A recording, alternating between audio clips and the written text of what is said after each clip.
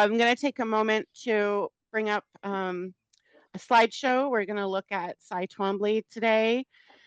So today's combo will be the collision of drawing and painting for the most part. But remember that nothing is intended to work out as a finished piece today. Today is about play.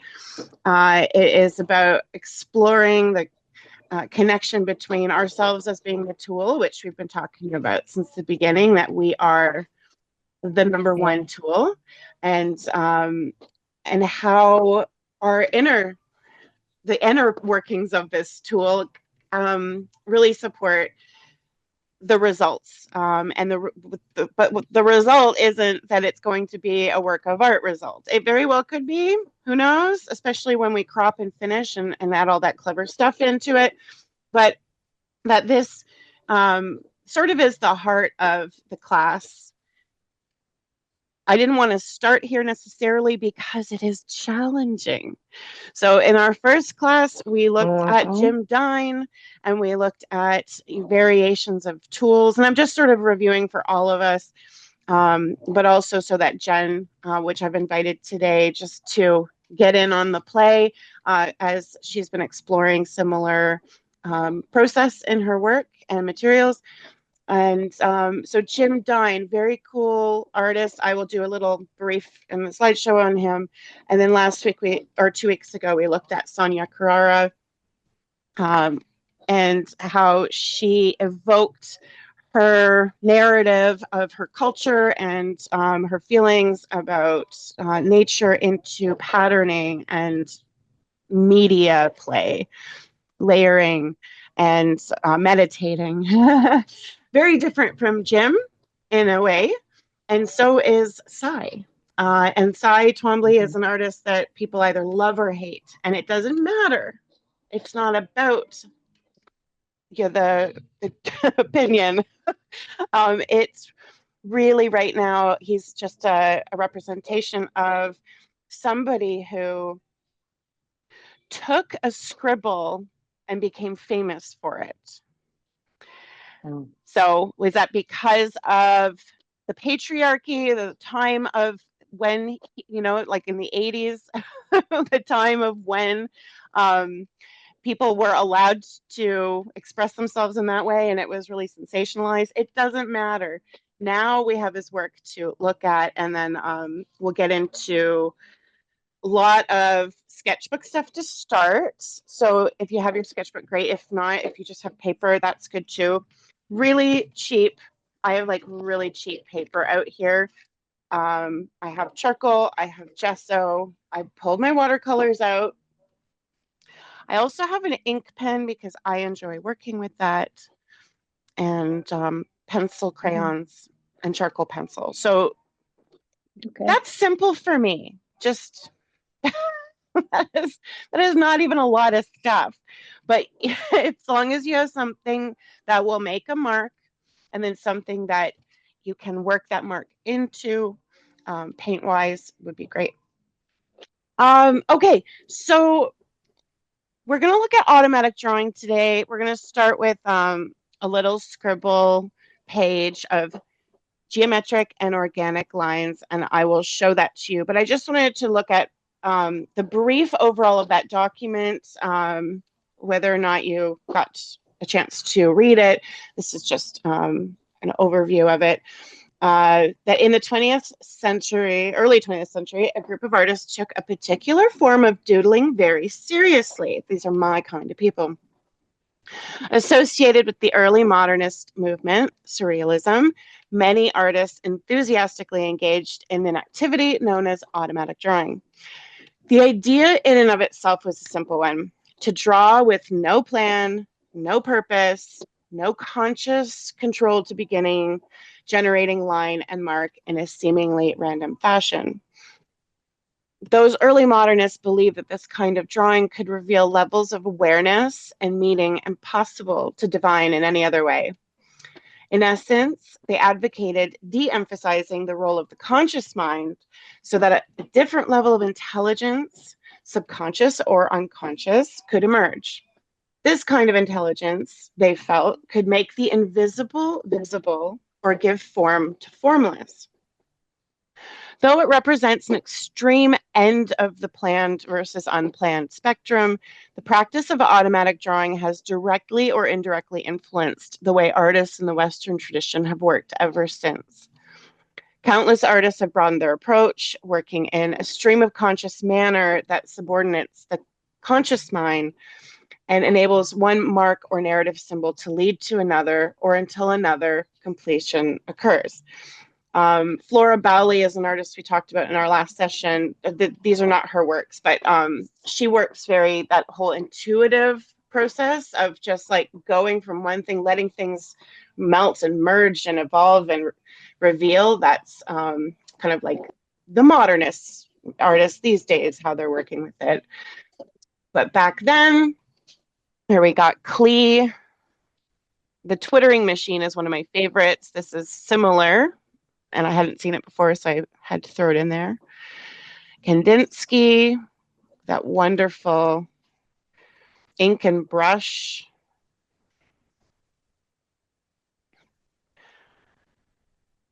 Masson.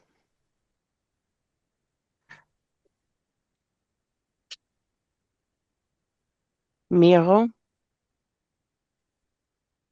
I know this is one of Ali's favorite artists. And I don't know him as well as I would like to, so perhaps worth looking into after today's class.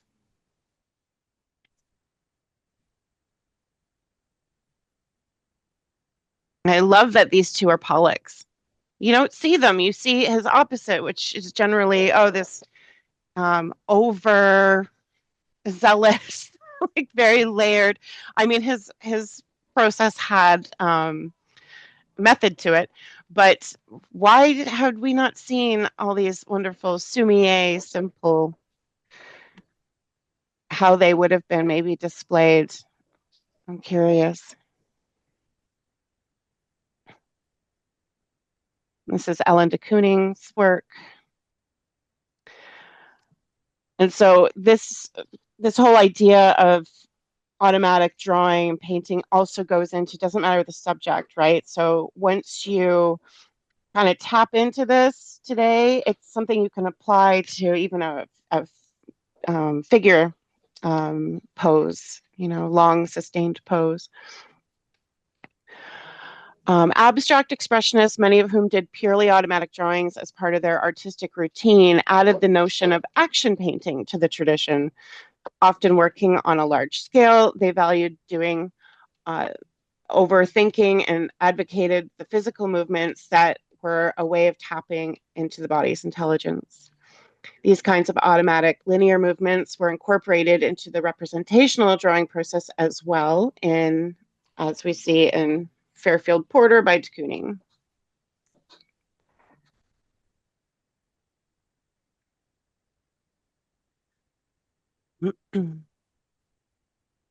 Okay, rather than beginning with a fixed idea of how drawings will be made, what they'll look like in the end, start by introducing a few visual elements or symbols and respond to them based on the feeling. The artist moves things around, adds things, veils. This is in speaking in reference to Bittner's work. Continuing until the elements relate to one another fluidly in a new reality all their own. So you get like a real dream-like result, which I love. And it takes a lot of practice to be able to tell a story that way. But by working in this way, we make our internal world become visible, revealing aspects of reality that are not accessed in any other way. It's so true. If we sat down and we've done classes where we're like, okay, we're going to do like a conceptual work, we're going to come up with ideas and draw them out, it's all forced. And, there's nothing wrong with that, but this is a unique approach. So it's going to be uncomfortable, okay? And that's all right, because we're not going to panic. We're going to just learn about ourselves, really, and what strings we can pull. He's so gorgeous. He is a beautiful boy. He knows it. He's a baby, though. He's been really good, um, for the most part, sleeping while I teach, right? Sleeping. But you know what he wants is a pig ear. Oh. Oh, do you think that's how you get it? No, sit. Take a paw. Yes. Good boy. Okay, go lay down.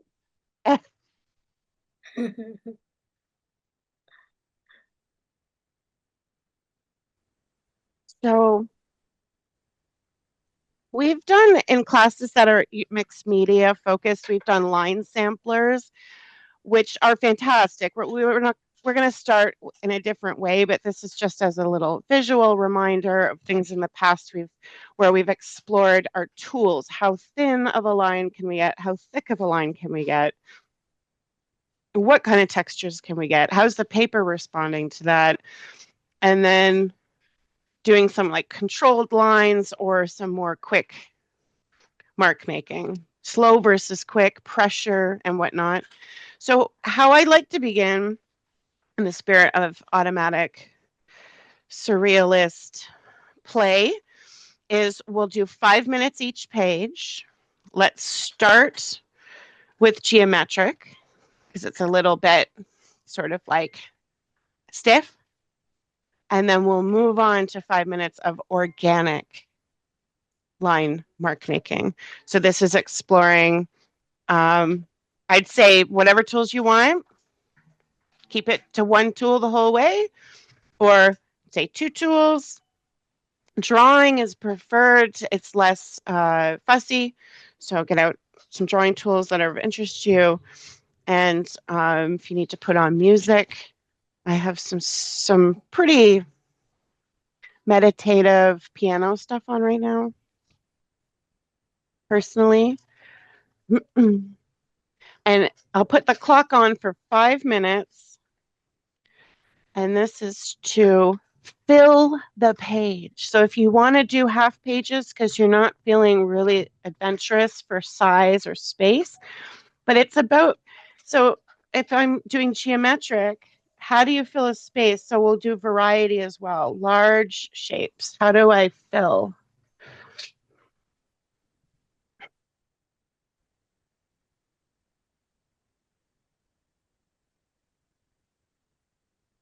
How do I repeat? Let's think of all the things we've learned. Variations.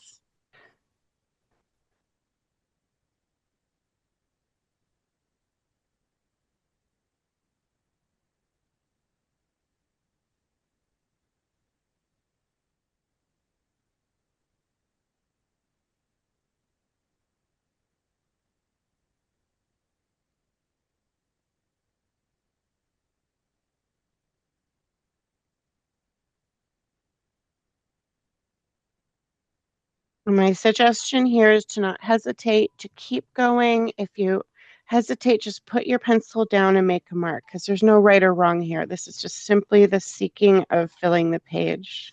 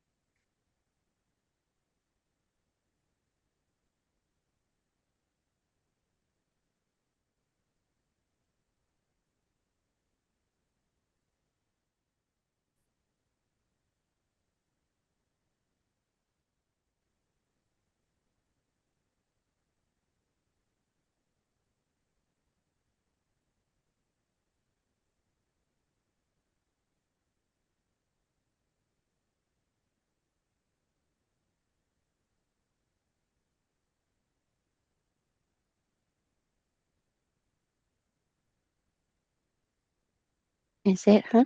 I love you.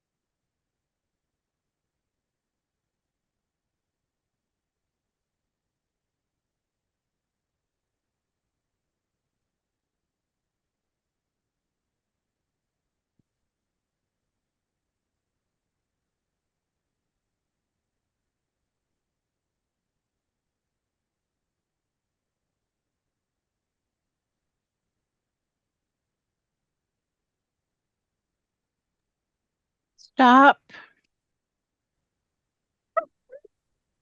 Just a gentle demand. Stop, please. Um, and go right on into another page. Again, if you want to do half page, it's fine, but fill the page with continuous mark making in an organic approach, 5 minutes.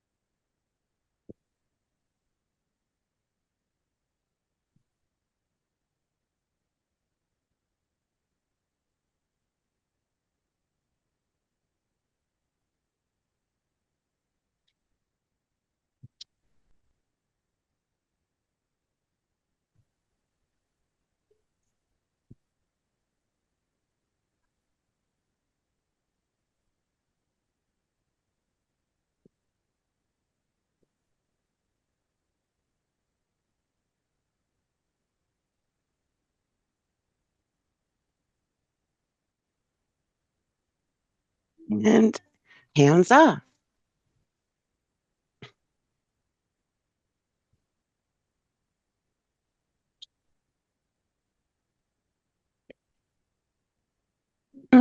Is there, I feel these are sketchbook pages that we should just keep rolling and rolling. But I invite anyone to share if you'd like to. It's totally optional.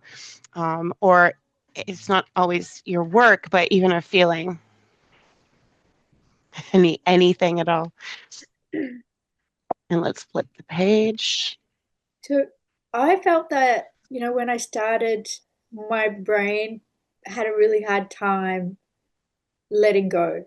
Like it wanted to Mhm. direct and it wanted to judge and it wanted to prejudge before I even put a mark down. So it's like, um, as we kept going, I felt more relaxed in the, excuse me, in the organic one.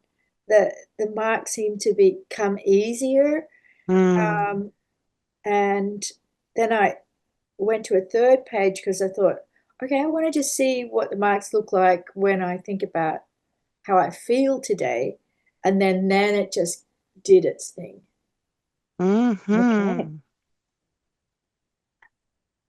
You're where we're going. That's fantastic. I just wrote down the word prejudge. Is that not heavy? We judge before we judge? That's What? that's what I'm thinking in terms of like I'm thinking, oh, it has to like the rules of composition because I'm thinking about that. Like it has to make sense. That is what I'm thinking that prejudge um, means to me. But that's it's hard to let go of that in my mind because I'm like constantly thinking that. It's like, oh, composition, like what does it look like? Yeah. Yeah. Yeah, it's a really tough thing to play. We're told, Play. by ourselves. Well, I've spent all this time learning things. I know stuff. I'm smart. I know better. All these things, right? Even if you're not directly thinking them, to be like, well, if I look back at this, and I'm going to be like, you threw all that out the window. And I would say that would be a success to forget everything that you've learned going into this because it is about the present moment. And if anyone had ever read The Artist's Way, the one of the projects is the morning pages, is to write 3 pages first thing you wake up, just garbage out whatever's in your head. And I'd be like, I don't know what to write. This is a stupid waste of time. I have things to do. I have to go pee, all of it. Okay. Like, and then it eventually, like it comes. So let's trust that and trust that my aim is to keep us here. And in this, we're gonna create no matter if you have thoughts or not. So I guess that goes with the meditation suggestion. If you're like staring at a candle and you're told to don't clear your mind, but you can't clear your mind. So it's about redirecting your focus to the present, and that's where we're just going to keep coming back to. This is not about anything that I know. This is about who I am right here, right now. Um, let's take 2 different colors or tools of drawing tools. I'm going to take 2 different colors of crayons. And we're going to do a bilateral drawing.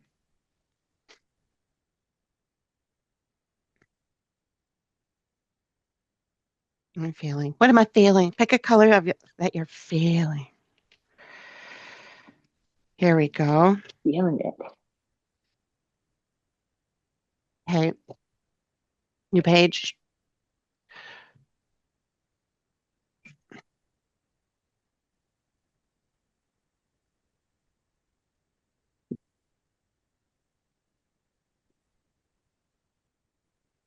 So I've done some really fun bilateral projects in person where you're mirroring your partner in pairs. But today you're going to be your everything. And so here's the approach for bilateral drawing is to set out both hands, each with a tool, This is my favorite. Messy already. Okay, each with a tool. And you are going to start. And this is not about creating an image. This is about feeling. Now, personally, I tend to move my inner self moves with the material at first, but then it'll be more of a feeling that whatever feels good. So this is about mimicking whether it's your dominant or non-dominant hand that leads. You can go back and forth. This is about tandem, not letting one hand get ahead of the other. Okay. So you want them both to work together. Yes. And there's no speed here, so you can go slow.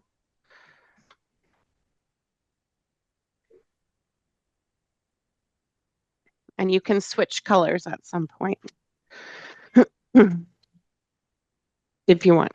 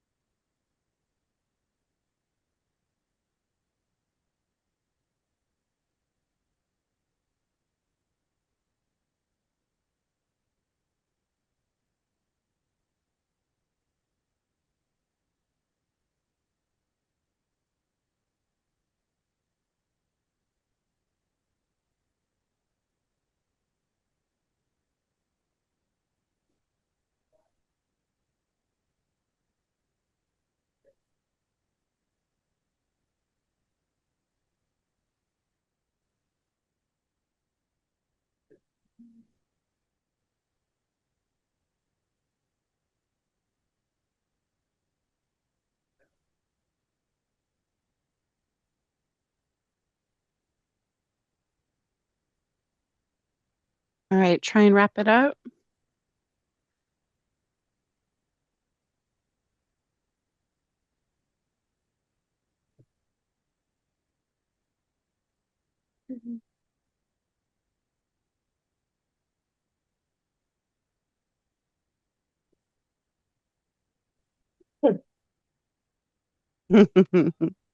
Your thoughts?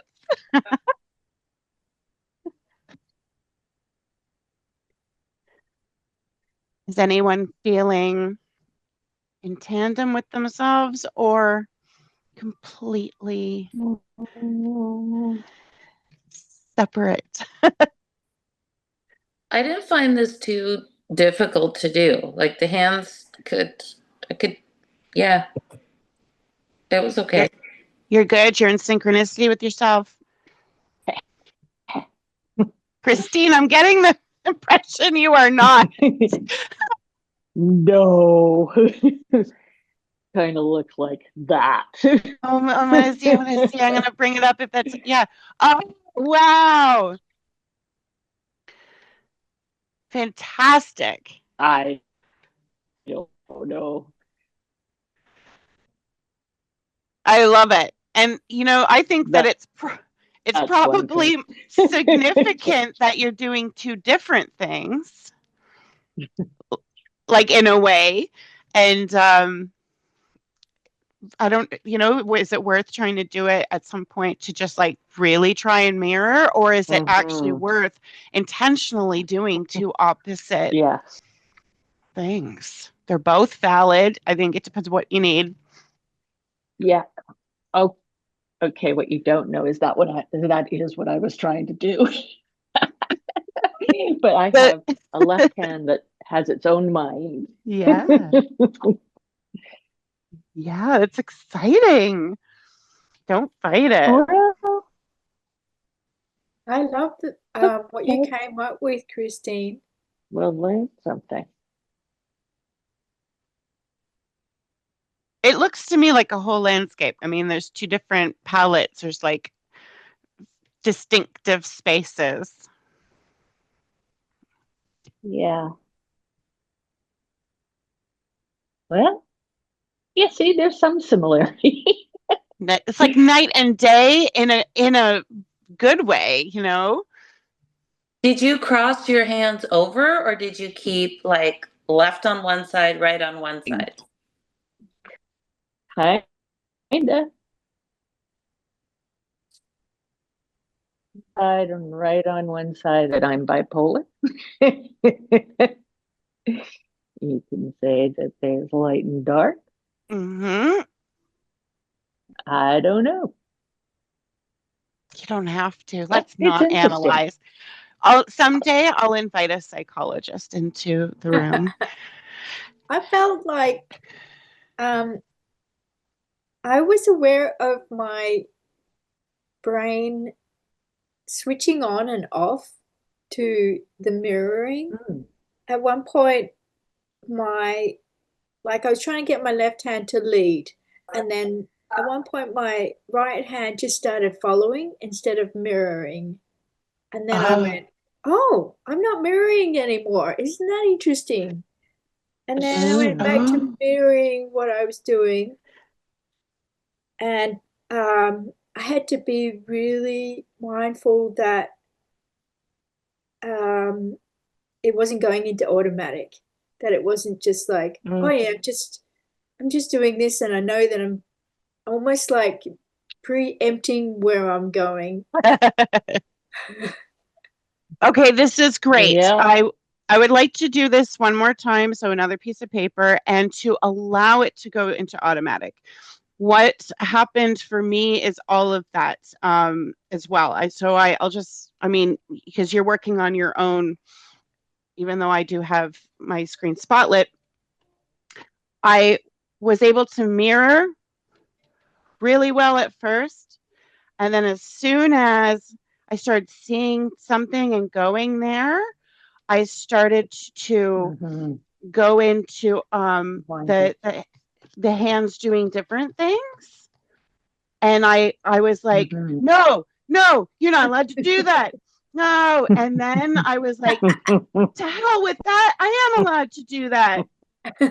So it ended up becoming like something of a mix. And I think that's fantastic. So let's start with intending to mirror so that we're having to occupy our brains, like really control that, and then give permission.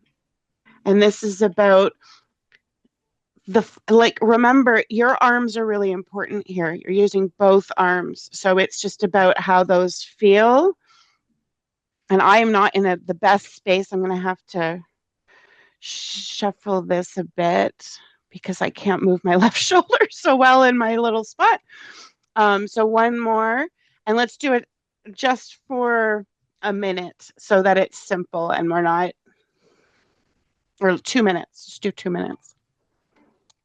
I feel like if you were standing up at an easel, it would be like you could really get all of that Yes, motion, but you're right. Can you do I that? had a really big piece of paper. Yeah, a big piece of paper would be fantastic. Is anyone able to use an easel? I'm not going to change my location now because I'll run out of time and I'll get it done, but I'll do it some other time. Like I can, Yeah. right? But yeah. Keep some of these in mind if you enjoy one of them, because that's key. But that this could be a really great warm up on a newsprint. It can be really cheap and expensive paper, right?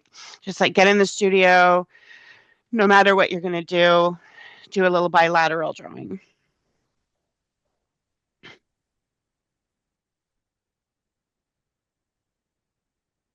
I like the idea of having it as the basis for a piece of work. Mm-hmm. And then you add paint to it. I can see myself doing this for like a base just before doing like the life drawing. Yes. Mm-hmm. Well, next time you have like 5-minute poses or 2-minute poses, Irene, I would actually do it with 2 hands. Oh. You mean actually like do those poses, like have Yeah. both hands and oh, that's cool. Yeah. Where was that idea yesterday when I was struggling? Yeah, and don't worry about mirroring. Actually have both hands working independently. And you'll get some really great, like Helen McCusker type stuff. Yes. Oh, I 'Cause I'm- saw Paul yesterday, Yeah, and he's doing much better. He was really sick. I don't know if I did not know that. he had a virus. He was in the hospital. Like when I saw him, I Oh, didn't my. recognize him a few months, like before Christmas. He could barely walk, and he was like a stick man. Oh, Yeah, he's much better. Yeah, I think he was like near death. It was bad, but jeez. yeah. So all classes were canceled then, I guess, eh? No, we still went on with life drawing, but I asked Stuart Godfrey, like, where's Paul McCusker? Like, is he okay? And then he finally came back, and it's like, oh my God, this happened to you? And it was he just got a cold. He got a virus, but he never got better, and it was just, yeah, really, yeah. And that's not connected to something else? Probably, but.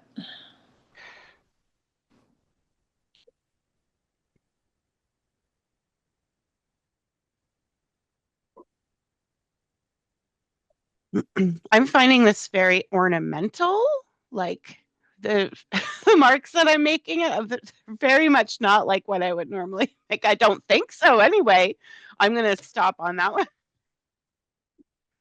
I find it fun to cross your hands over. Yeah. Mm. Yeah.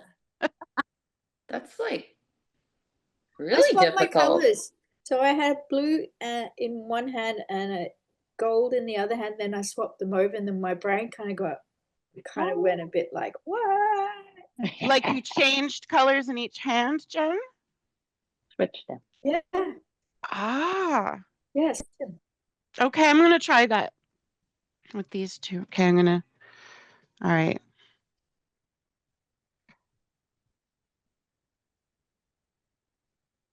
Oh gosh. What did you do? My brain is asking that question. What did you do? Yeah. Oh, now isn't that interesting? I kind of like this. This is fun. Yeah. Mm. I think I'd like to color in some of these shapes I made. Is that allowed? Yes. Okay. You're all making your own rules anyway. I give you permission. Idea, like it can be applied so many different ways. I came across this as a intro to how to start workshops that are focused on intuition, and so that you get into pairs, which we can't do. So I love the idea of being your own partner.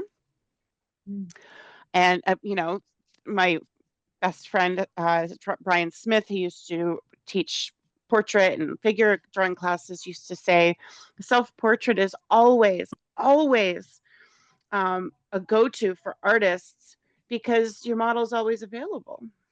Yeah. And then also a reflection of yourself. It doesn't have to always be something that you share.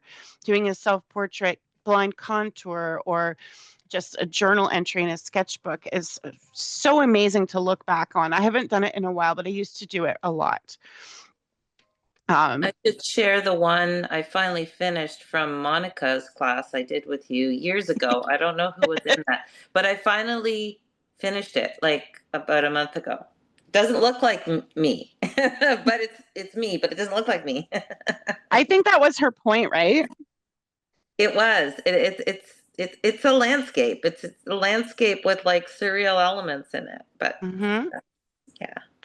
It's a reflection of yourself. And we're not going to do a mandala in today's class, but another project I've done in more of the extensive mark making workshops is to do a mandala or a neurographic, because they are also journal entries. They are also self-portraits. There's a famous quote by Carl Jung. I'll put in the follow-up because I don't want to go looking for it right now.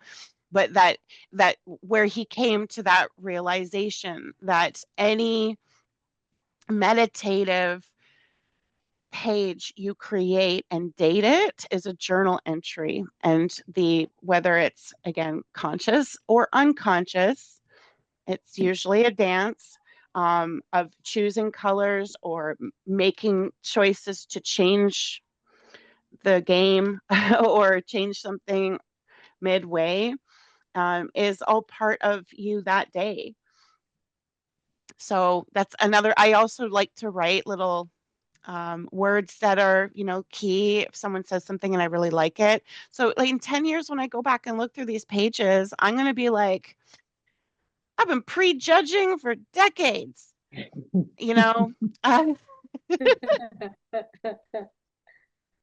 but this word here, I'm just going to write permission to change the rules. I really liked that art book project that we did. And I thought about putting like words, cutting out words from newspapers or magazines or whatever, or phrases, and then putting them on each page. And then, that would reflect where you were at that point in time. But that will take a long time because I have to do a lot of cutting. Yes. Oh, well. Oh, sorry, my phone just went out. I'll share with you what I started at Klein House on the weekends, because we're not doing this in class. But so this was the nature book. That's like the workshop was to take all of your little treasures, and we're going to do a accordion book. Simple concept, a lot of work. So we started by putting down items, and then my suggestion is to journal, make notes, little what nothings or little musings from your brain. And to do both sides is a tremendous amount of work. and it is about composition and whatnot, but then you get into like layering and detail with mixed media. So this wing's going to take like virtually forever. Well, no, it's going to take a while, and it's great. But I love projects like this because they're for nobody but myself, like to just get into details and things. I'm never going to sell this. This is for me. These are things that I found, little treasures that would maybe freak other people out. But with, with me, there's going to be a bird skull in here with the little bird foot that I saved, eggs, snake skin, weird stuff, because I can spend hours and hours. And so this book will be like a little treasure. And this was the sample that I made, that's why I knew it was going to take a long time, because it did. It took on and off a week. Metallic watercolor? Yeah, theme. Look at that. Nice. This was an acrylic. Like, this is a turtle shell that I found in a manure pile. This is a little wasp's nest, paper wasp, and like squirrel skull and lichen, and just like layers and layers. And I would like make some marks, let it dry, come back, make some more marks. So it was also something of like, why not spend time telling the story of you, for you, and not for anything else? Like, why did we become visual storytellers, right? This is a good question. What is it about a visual product? Is this, why people are poets or dancers? This is a medium of our choice. So we have to look at how every mark is a representation of us only, not to mimic anyone else, to be honoring who you are today, and doing it for yourself, because there are two different approaches to creating, right? There's commercial, and then there's innate, like natural, something that comes and you take it and you run with it. So that's where we're going to keep going. I would like to get into drawing and painting combo, which is going to be a 3-parter. Okay. We're going to take your drawing tool. This is to prep. So I'm going to go a little bit larger on paper myself. I've pulled out kind of this. I mean, it's pretty thin, but it'll take water. And I'm not using watercolor. I'm using gesso. And gesso is suggested in the projects, which is from this book. I have it here. So this project that we're going to be doing is from Expressive Drawing. I love this book. It's fantastic. It's really got a lot of great stuff in it. It's a project book. And so... Who is that by, Shar? Stephen Amon, or Amoni. Thank you. You're welcome. Yeah, it's fantastic. And some of the projects seem really simple, but we've, at least I've done them by applying meaning. So lots of great examples of artists' work. And it does connect it all to elements. So Like line. What? So you like pick an element. Okay. So it'll start out with line, the elements of drawing. So it'll go line and mark, shape.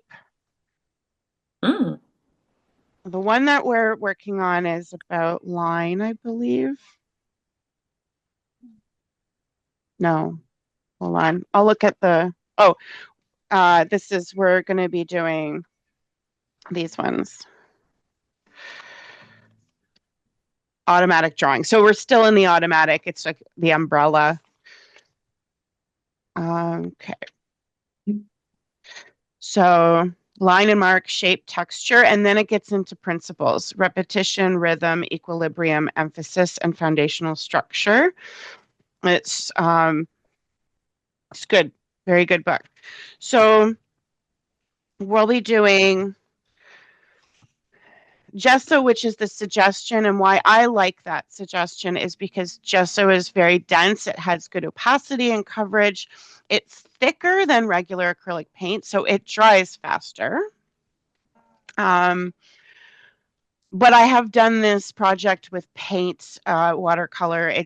It's really about the collision of drawing and painting, but gesso is a nice option for what it's worth. And then a tool to make marks. And I tend to go for charcoal because that's my favorite. I love the feeling, but I'll also bring out graphite. I'm going to suggest we tape our tool, do a end of a brush. This is our drawing tool or something, so that we're a little bit, just a teeny bit more uncomfortable with the drawing part of it. So we'll need water, a brush, and a drawing tool taped to a stick or a end of a brush.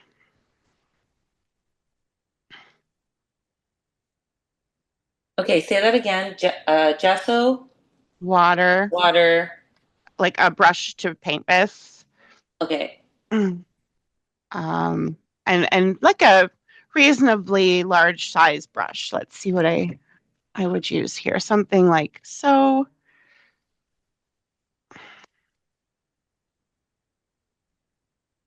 Use what you have, Christine.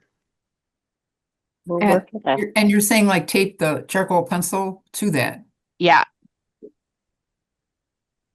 Sure, I have a piece of watercolor paper already gessoed. Is that okay to use or? Yes.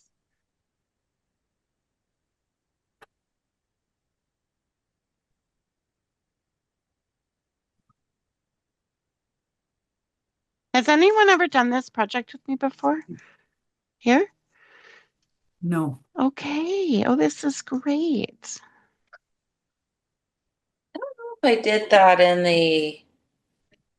there's one gesso and charcoal. I think we did it in art mass, Irene. Oh, art mass. Okay. Yeah. Yeah.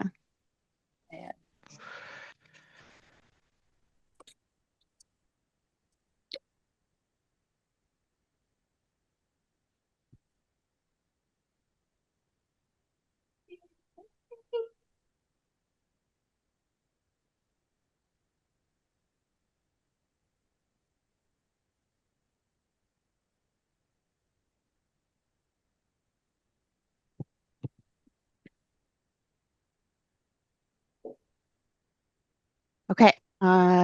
Almost ready.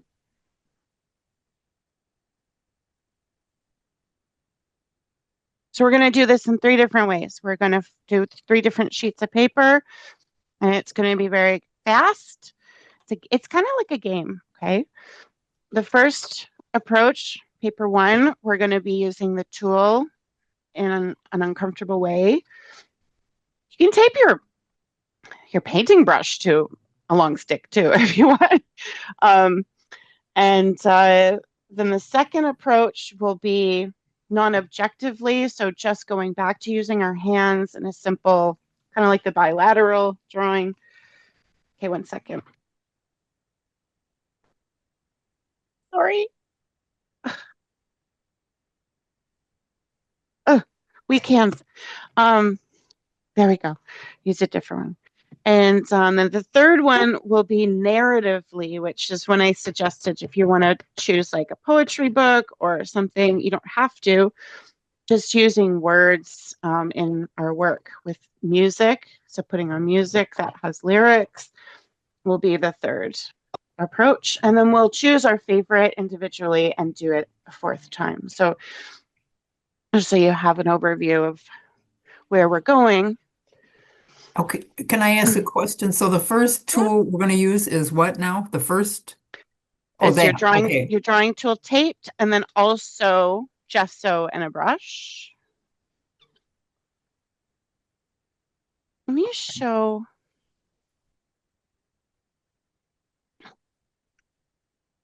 Here, I'll show you the finished of something that I've done. Here. These are pieces that this one was charcoal and ink, I believe. Yeah, charcoal and ink.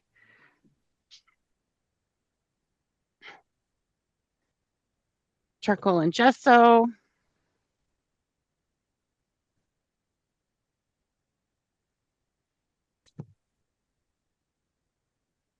This is the narrative.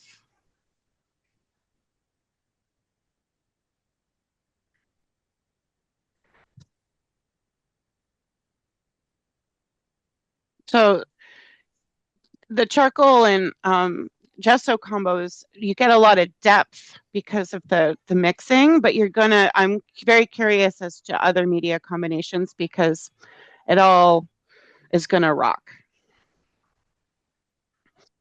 One thing that I found is when you do have something like a gesso you have brush strokes with, you can, as you're working, you can reveal brush strokes. So there's a lot of texture.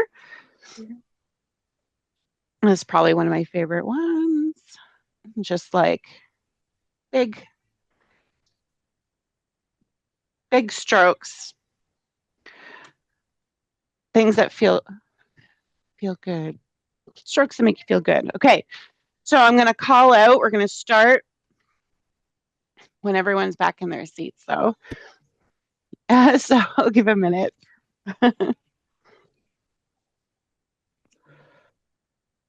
So we're starting it with dry.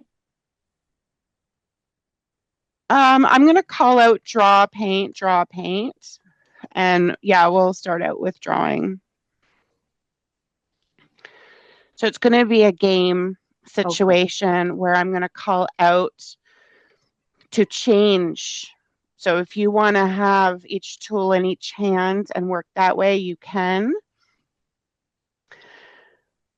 Now I'm going to keep my eye on you.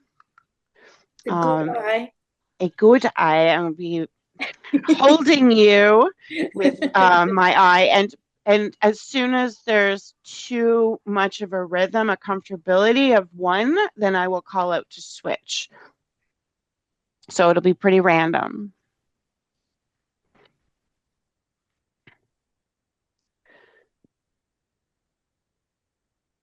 Give me a thumbs up when you're ready, Irene. Cool. Okay, draw.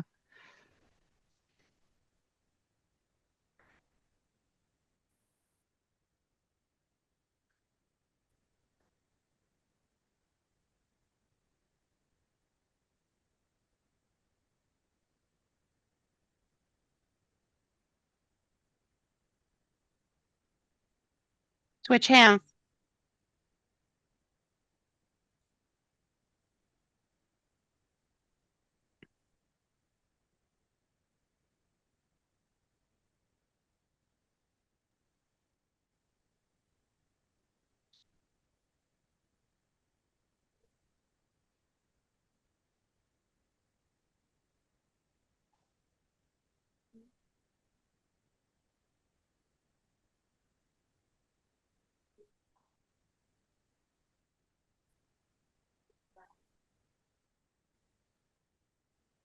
Just like our first projects, look to fill space. So blossom out. I'm not going to tell you what to draw, but just go the aim of filling space and paint. Again, filling space.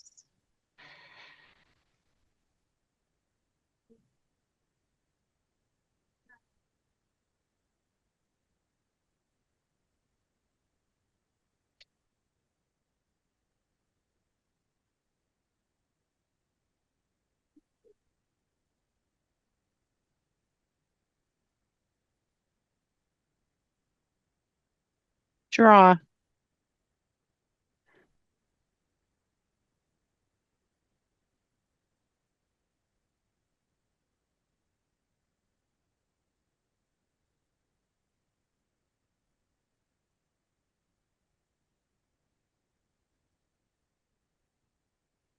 Paint.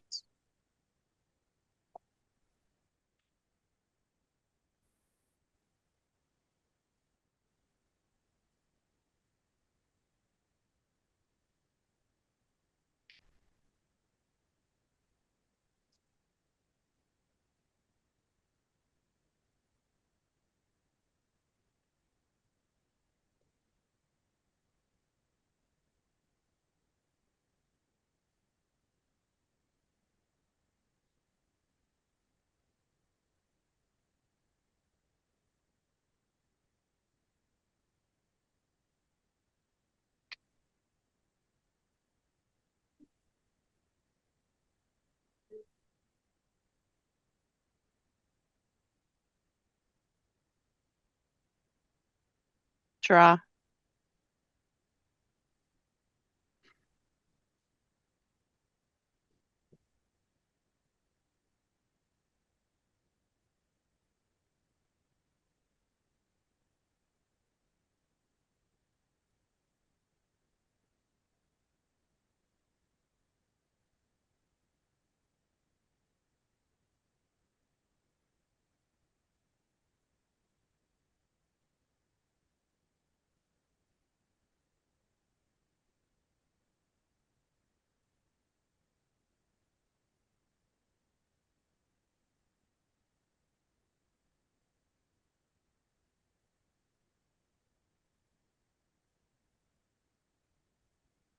Paint.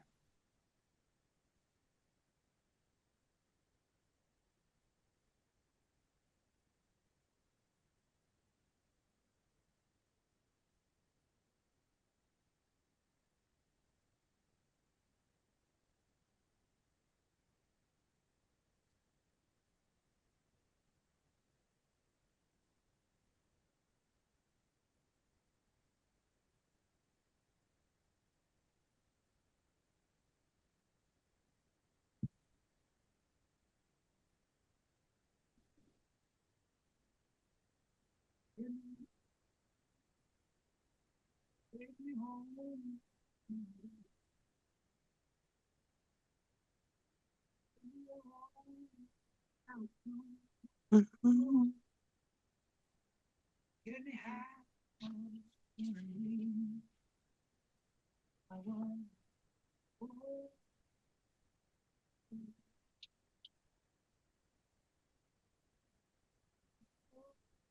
Draw.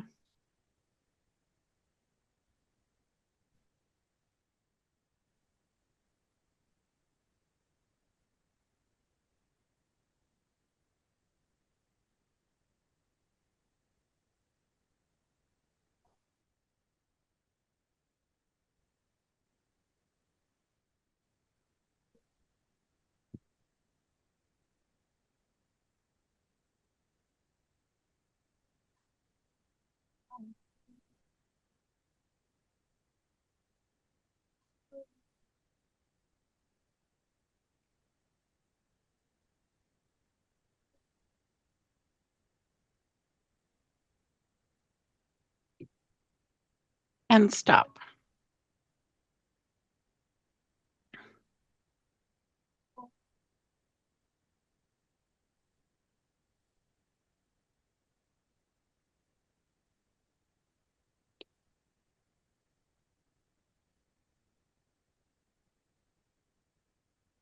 Any questions, comments?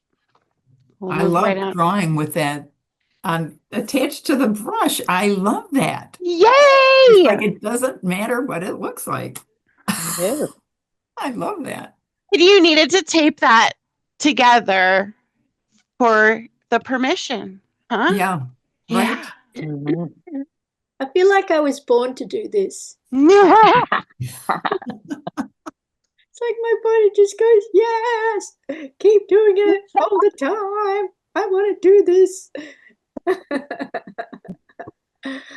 Love, love. Fantastic. Now Yeah. there's a lot of places all of this can go, and we'll discuss at a later time. But for now, enjoy. Let's move on. Let's go into this is just, we'll do another one in the sense of you want to mix up your materials, you want to change something up. You get to decide. You do not have to use a made tool unless you like. So we'll go in with, again, just non-objectively drawing, painting, tandem. Okay. I think I'd like to introduce like Payne's Gray or something. Go a little darker. Yep.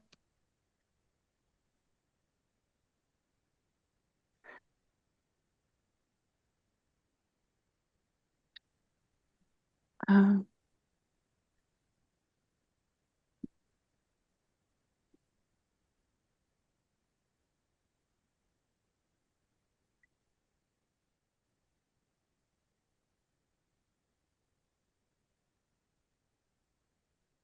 okay.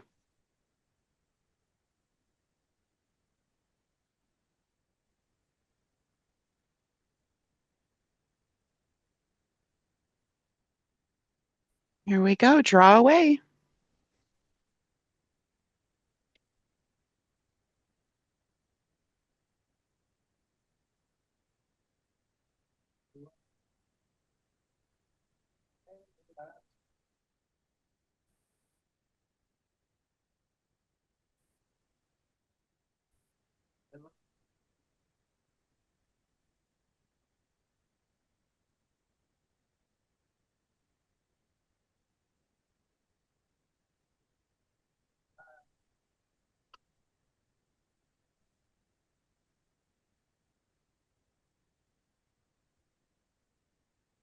And paint.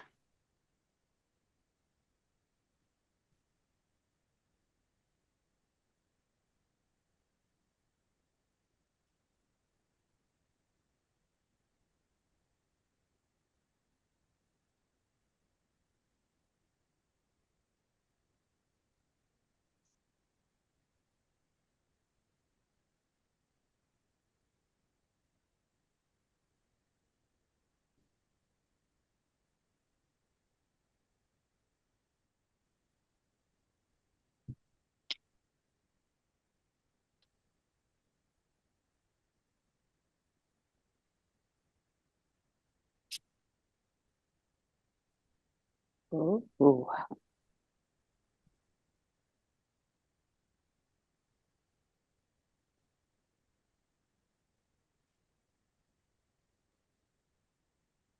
And draw.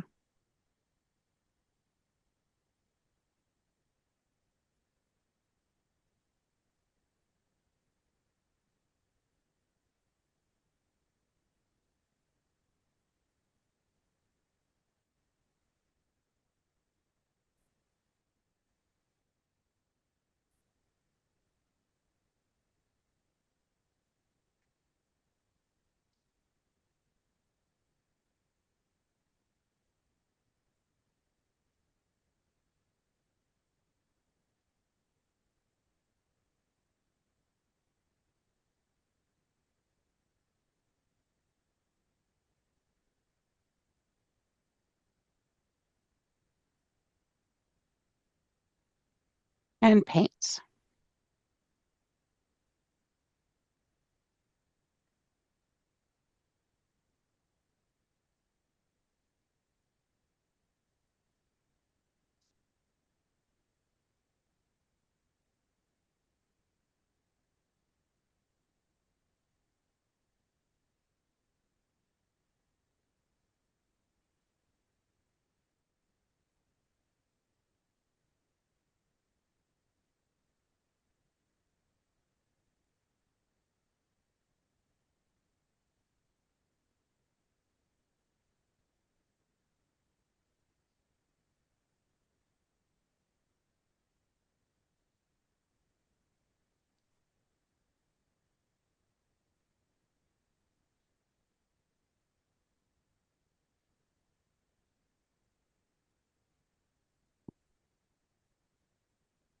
And draw.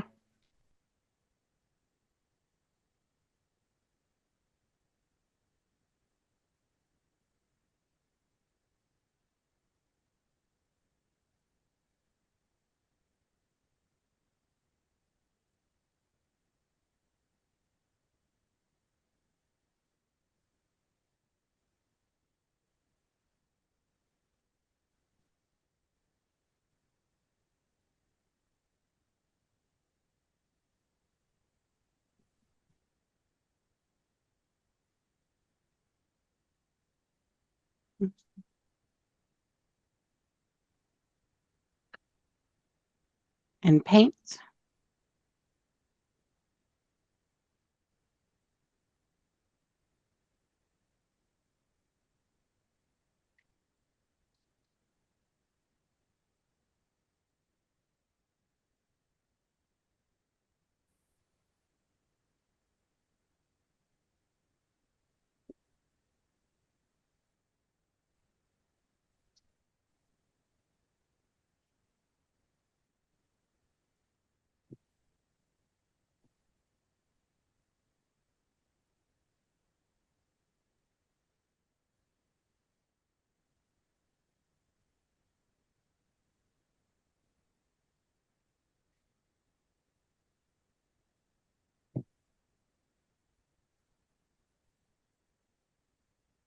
And walk away.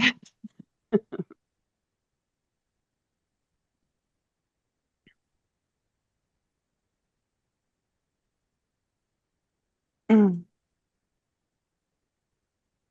I'm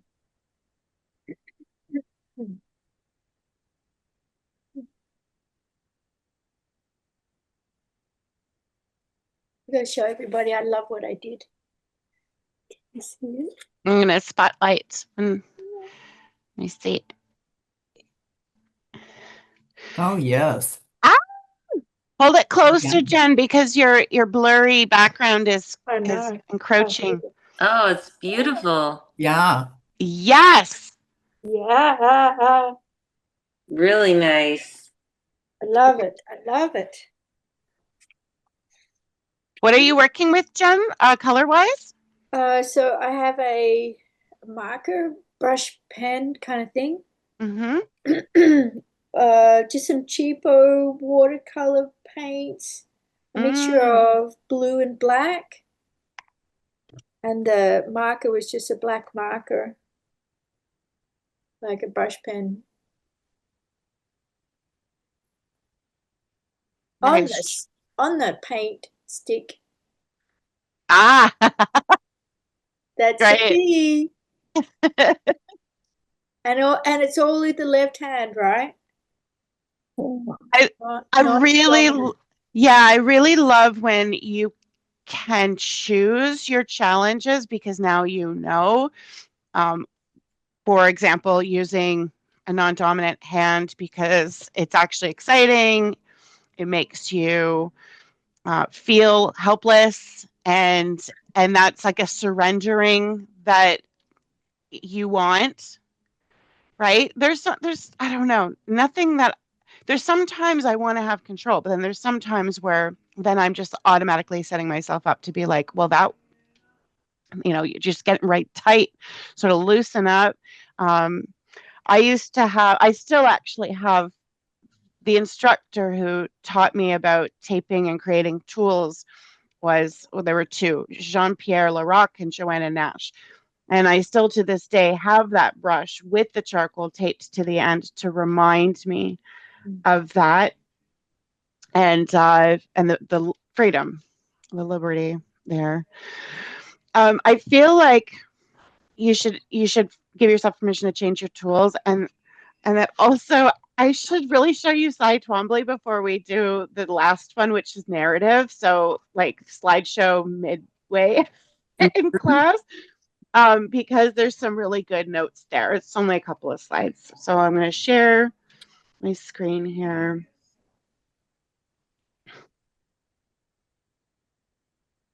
I meant to do this before, so I'm sorry. Okay. So Cy Twombly, he was one of the greats of the 20th century, remembered for his signature energetic scribbles, simultaneously wild and sparse canvases, and his bold digression from the general tendencies of American post-war abstraction. Twombly allowed the practice of writing, a free hand, and an untethered mind and soul to dictate his strokes and scribbles.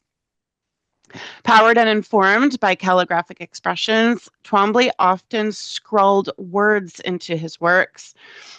While his words were indecipherable, they proved an innate desire to communicate. Learning from Twombly encourages us to embrace a rawer, more fluid, and emotionally resonant approach to our paintings through diversified and expressive mark making. So here's some notes about his work, and a lot of people would look at this in the background and be like, that's, you know, a child's work on paper. But when but when you decide that and you say that, well, then it is what it is. But if you say no, it is not, it is more than that, then it is also that. What you declare, right? You lead people with the idea where you want them to go. So yeah, Twombly is an amazing example of the emphasis of direct mark making. His art is characterized by raw and direct mark making, described as basic and primitive. His work can inspire us to expand our own repertoire of marks. You all know me to the point of that my favorite mark is the scribble. And for good reason, makes me feel good. And I also spent way too much time trying to emulate nature with marks that were tedious, and then I realized that scribbles actually was a faster way to get the result, and it was more fun. So but And more fun. yeah. This raw emotionalism and vulnerability, many people are drawn to those aspects in Twombly's marks. They encourage us to infuse similar qualities into our own work. And that's also creating the conditions for that, to allow yourself to be vulnerable and to give yourself and to say that it's about how I'm feeling. So you can really make use of those feelings. What else are you feeling them for? To be intuitive and have more expressive lines. So his practice of drawing, he had a practice of drawing in the dark. Cool. It was to achieve less regular lines and his ability to feel his drawing. His handwriting that functioned as a mode of drawing highlights the expressive and personal nature of his marks. Again, why else? Your thoughts, your words, they matter the most. And then breaking out of those comfort zones, to be motivated to move beyond our comfort zone, because that is really where the magic is. There's nothing wrong with having comfort zones, but to every once in a while put yourself into a new space. It's to me the same as being bored. Once you put yourself in a situation where you say you don't have access to create, what you will create is tension to want to get back to that. So it's in that same space for me. Yeah. So they're making your own tools, experimenting with gestural strokes, and a less precious attitude towards mark making. So here's some of his works, and I'll zoom in on a few because when you start looking at the whole repertoire of Twombly is really quite organic. His I'm sure that this did not intend to be a forest. It's the color choice, it's the rhythm, and to me that is probably one of the most beautiful forests, even though it's a bit of a pixelated image. I've never seen this in person. I don't know how it would feel if I did, but from just seeing this image, looking through his repertoire, I feel that I can't imagine anyone else capturing the feeling of a forest as well as that. You know what that to me looks like? A pond reflection. Mm. I like that one, the bottom right, the black and white. That's This one? yeah. Oh, it's not black and white. Oh, yeah, it's like greeny Payne's gray. Well, Yeah, drips. Cool. You can tell his hand, he did know calligraphy. You can tell he's using his brush in that's the variegated thin to thick, using like an angled brush or a stroke, like a one stroke brush, where he's intentionally, he knows his tool. So he may have made tools to be uncomfortable, but he also knows his tool. Well, I love this piece because it's from like quiet to chaos, and yet there's lots of space, and I admire that. It's hard for me to do that. I love this for the imagery that it allows me to be like playing with the artist. Like I have no idea what it is, but I see a lot of things, and I'm having my eyes having fun with it. He also did works that so professionally, you can take a process like this and apply it, whether or not you want to call it commercially or just professionally, is that there's like a thesis to it, right? Like he really did have some thought behind it, even though he went in intuitively. Large works that have, can show in a gallery where there's consistency will generally please large gallery spaces. I mean, I would buy that. I love that so much. It's like a swatch sampler from a lab, and that makes me all gooey. There's that again, drawing and painting. Yes, finished product, right? 19, did I say 1999? I don't know. I love this. This is so simple and it's elegant, dark to light layers, and then applying a feeling to it. I'm not sure the title, so I don't know if he told us the feeling, but Danielle Rugg. It looked like feathers. The last one. Yeah.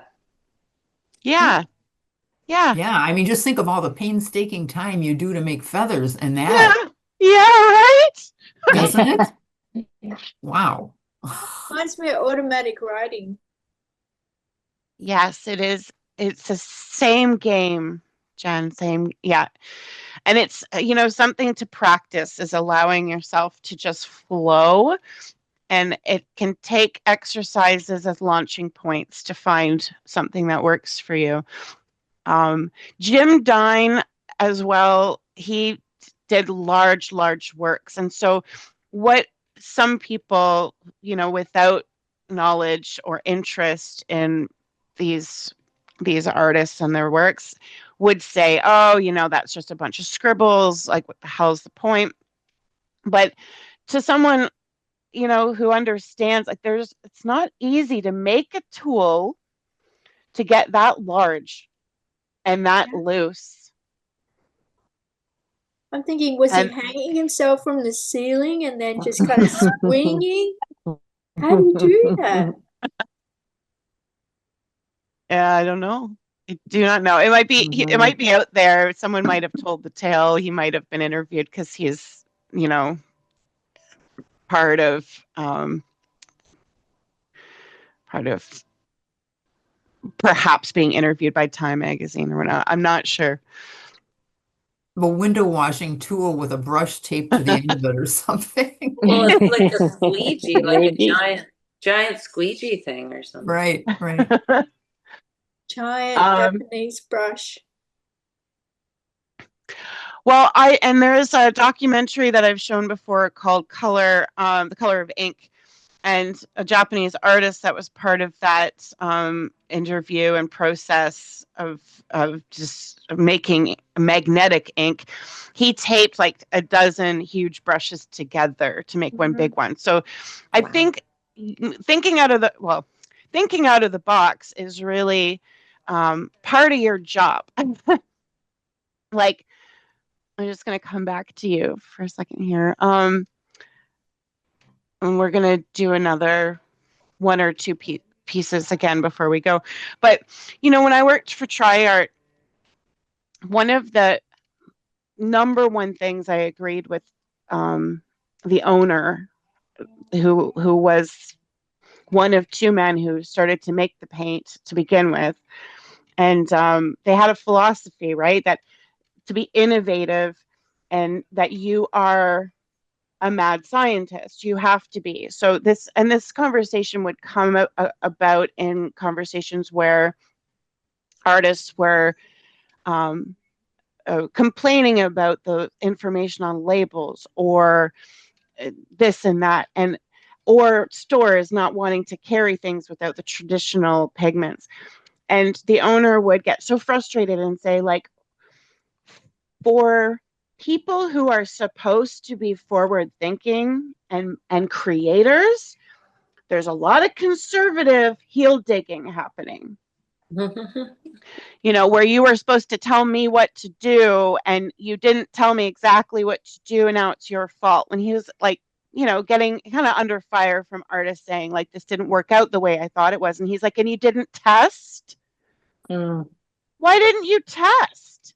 Yes, it does do what I say it does, but you didn't. You have variables. And so everything you bring into your studio that has this is what it does, like ingredient list or directions. Yes, but you're in a different time and place than it was made. You're in a different environment probably than where it's tested to dry. How did it get to ship to you? Like, I mean, all these different variables are so fascinating to me. And so I always agreed with him that as like a creator in any way, like, look at ballerinas. They take their ballet shoes and they bust them up. They destroy them to customize them. And that's what I think, just to get into that mindset of when you buy materials, that's still a raw material for you in your space. So how can you push it? How can you mess it up? I'll just make a couple of more notes about this project, okay? Because I noticed that I had it written out a bit differently here for the drawing narratively.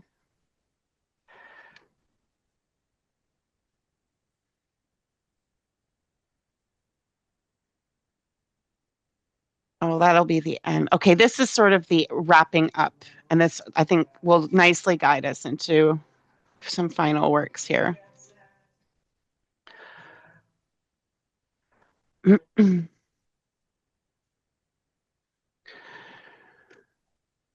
Okay, so erase, cover up, partially cover up lines and marks as you draw them. Add some marks while taking others out.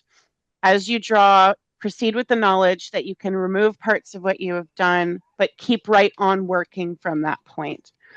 Nothing you do in a drawing needs to be etched in stone. There are no mistakes, only things that you put in and take out. And the more things you put in and take out, the richer the drawing becomes. In an interview with Charlie Rose, aired on PBS in 2006, artist Bryce Marden tells a story about going to an art supply store and buying a bunch of erasers, to which the store attendant responded, "Wow, you must make a lot of mistakes."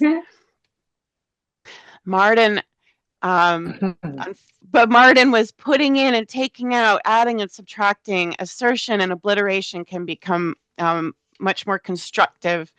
In fact, it's central to the process of exploring and discovering. So this is also a great process for just using an eraser instead of gesso. And yeah. So you try one thing and then another and then another. And then at some point, you cover up one of those things to make room for new ones. And then it gets even better because you're engaging in the process of doing and undoing. You're creating drawings automatically that speak metaphorically. The cycle of doing and undoing is akin to the cycle of life in nature and in us. If you've ever walked through the woods and closely observed your surroundings, you've likely been moved by the cyclical nature of things. You've noticed that everything is in flux.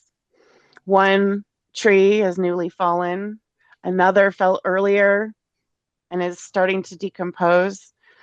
Some of this substance begins to take on the qualities of soil, and out of this broken down material emerge new seedlings and new tree forms grow. And so the cycle continues with no clear beginning and no clear end. You may notice the same thing when you watch waves crash into a rocky coast. A wave lifts, crests, breaks, and tumbles in. The water rolls into the crevices while the undertow pulls water back out into unity with the sea. Meanwhile, other waves are forming. The process is continuous and alive. Just like your drawings, visual elements come and go.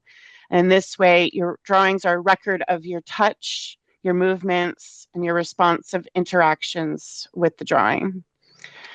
So in the next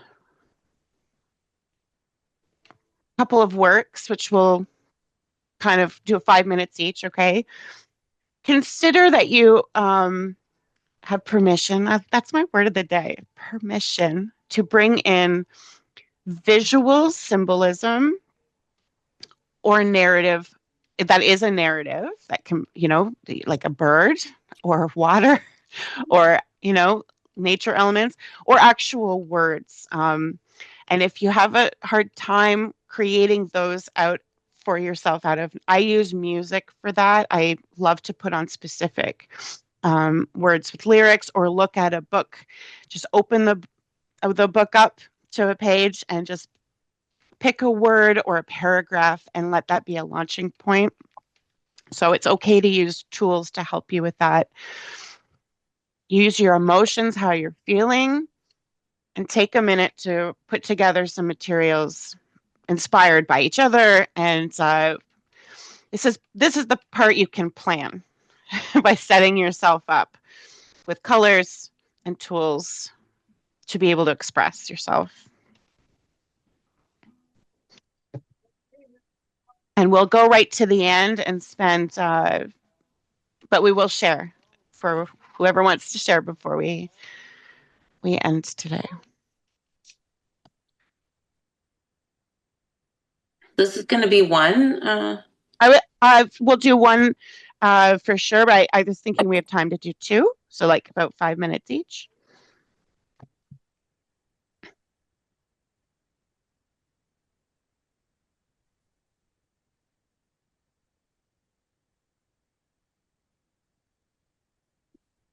And I can call out draw and paint if you'd like, but you can also do it for yourself. Do I have a vote on me being the caller? Raise your hand.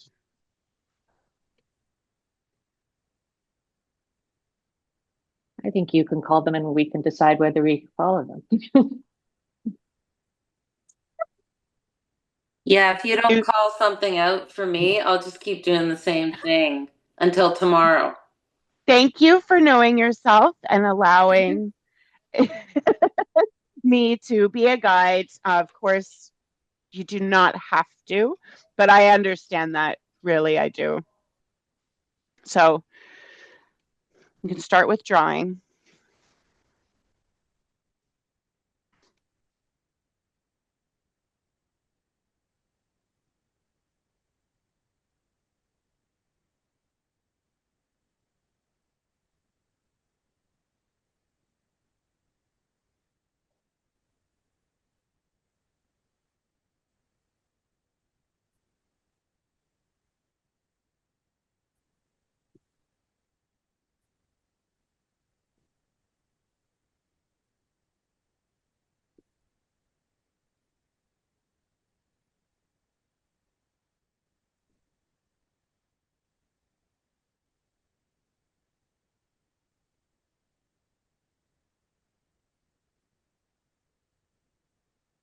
And paint.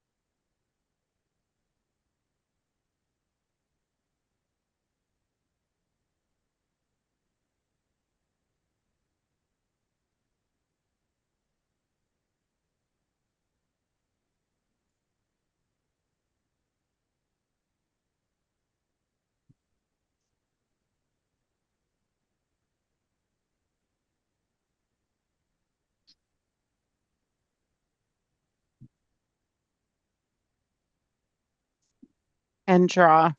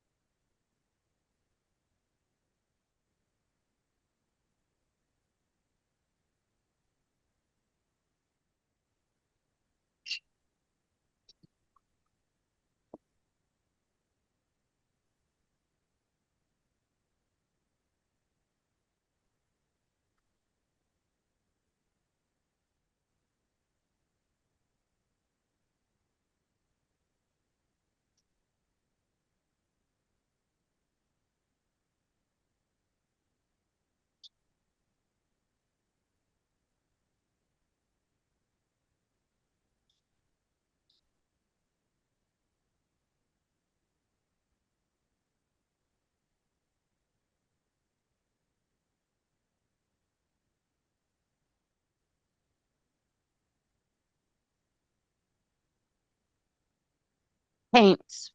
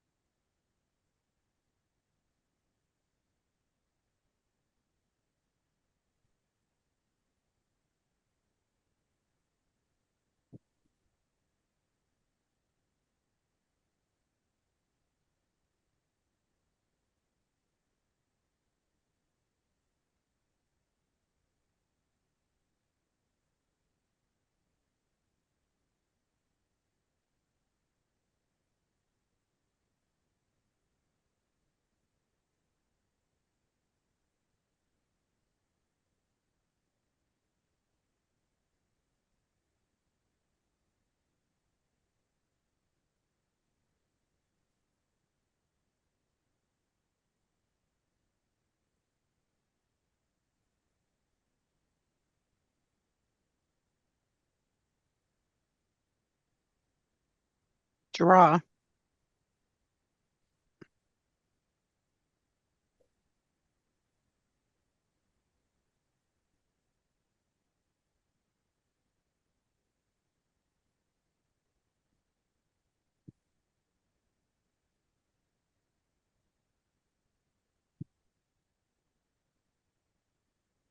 Paint.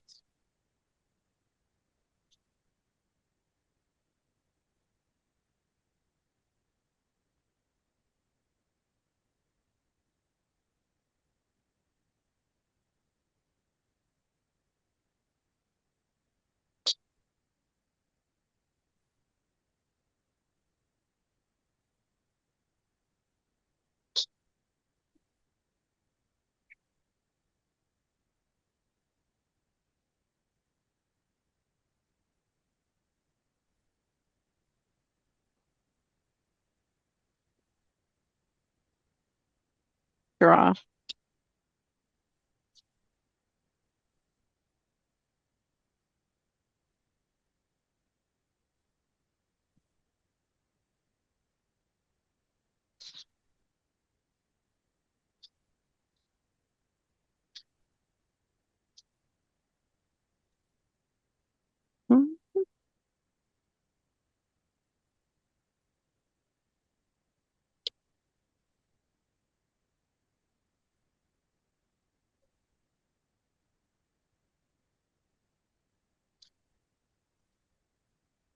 Paint.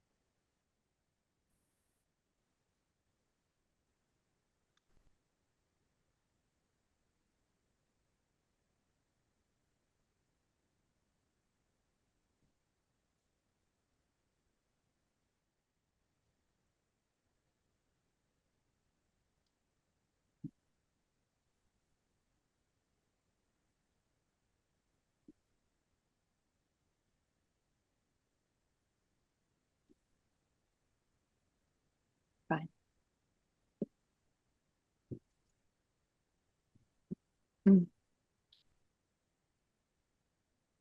Draw.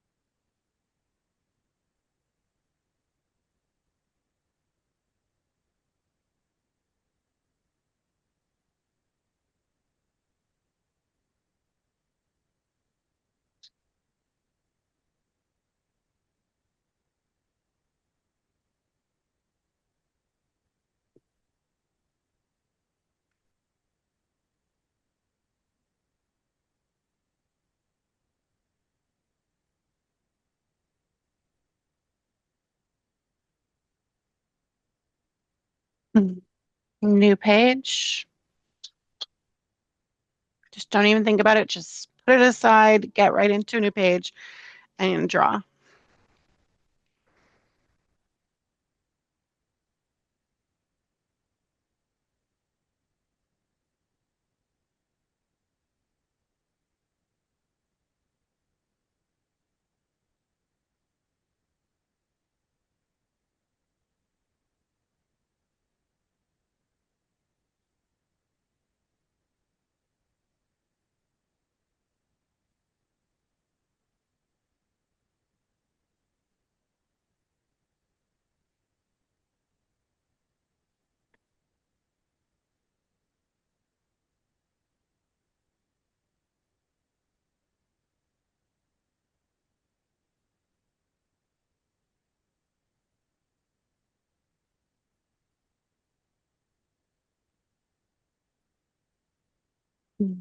Paint.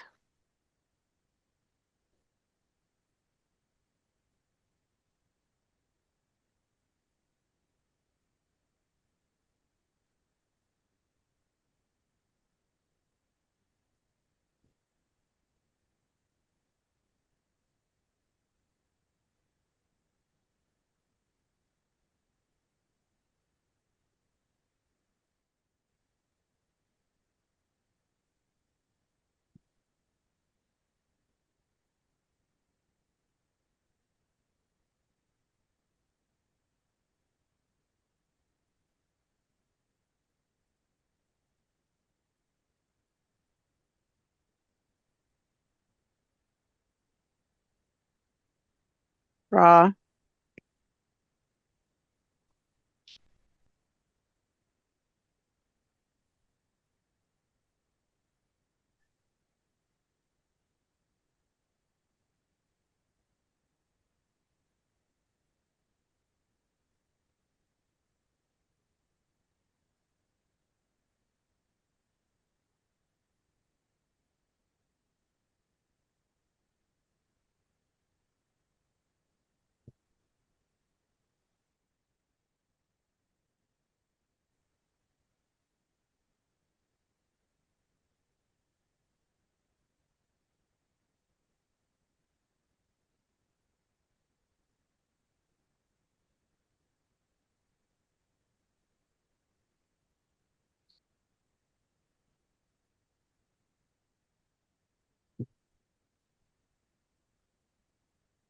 Paint or erase?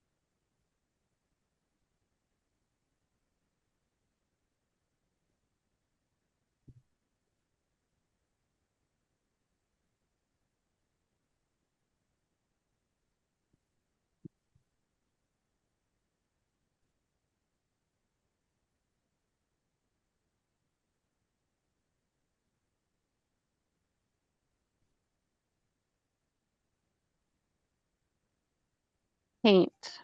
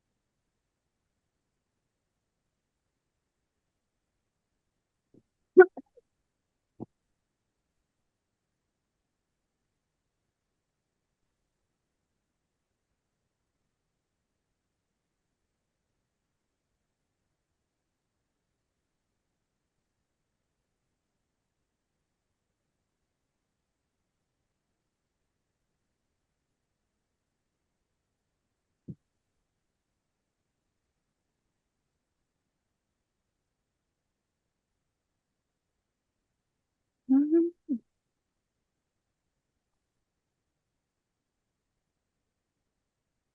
Draw.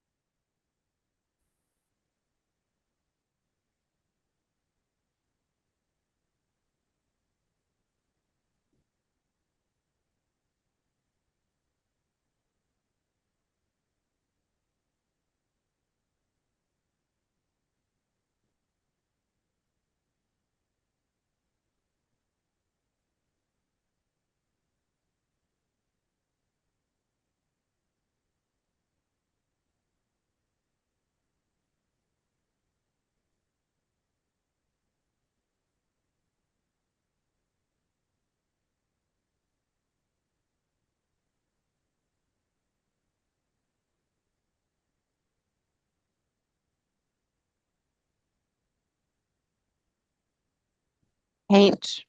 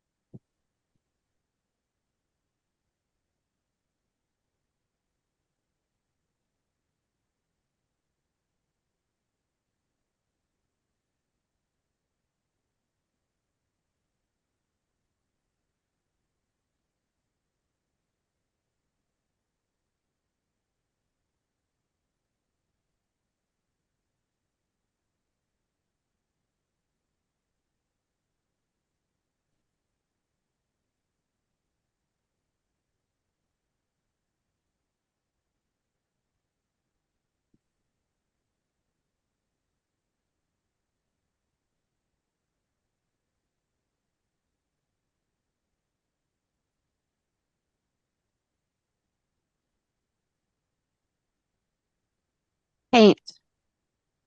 Or were we painting? We were painting. Thank you. Keep painting.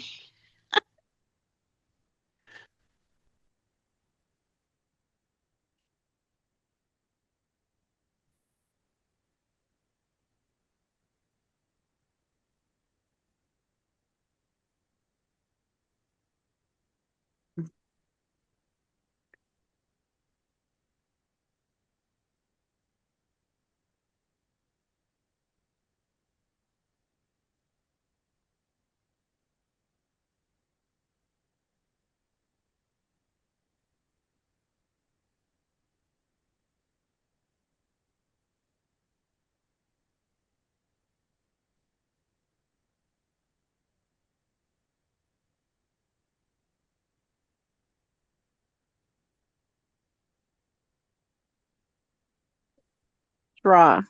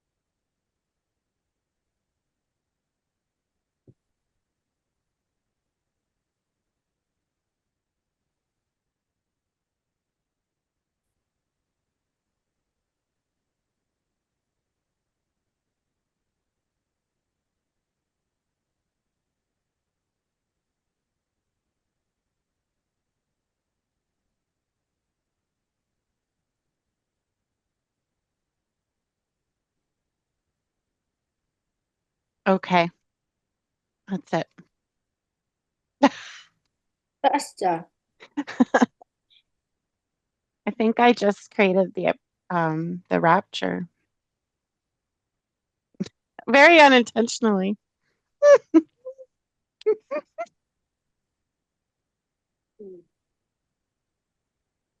Because we missed it, of course. Mm.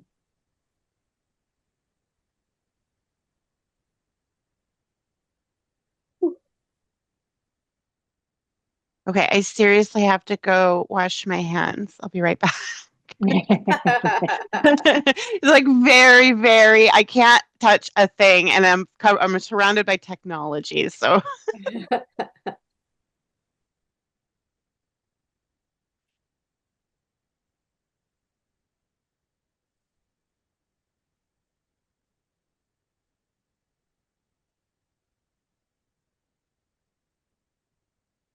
Hmm.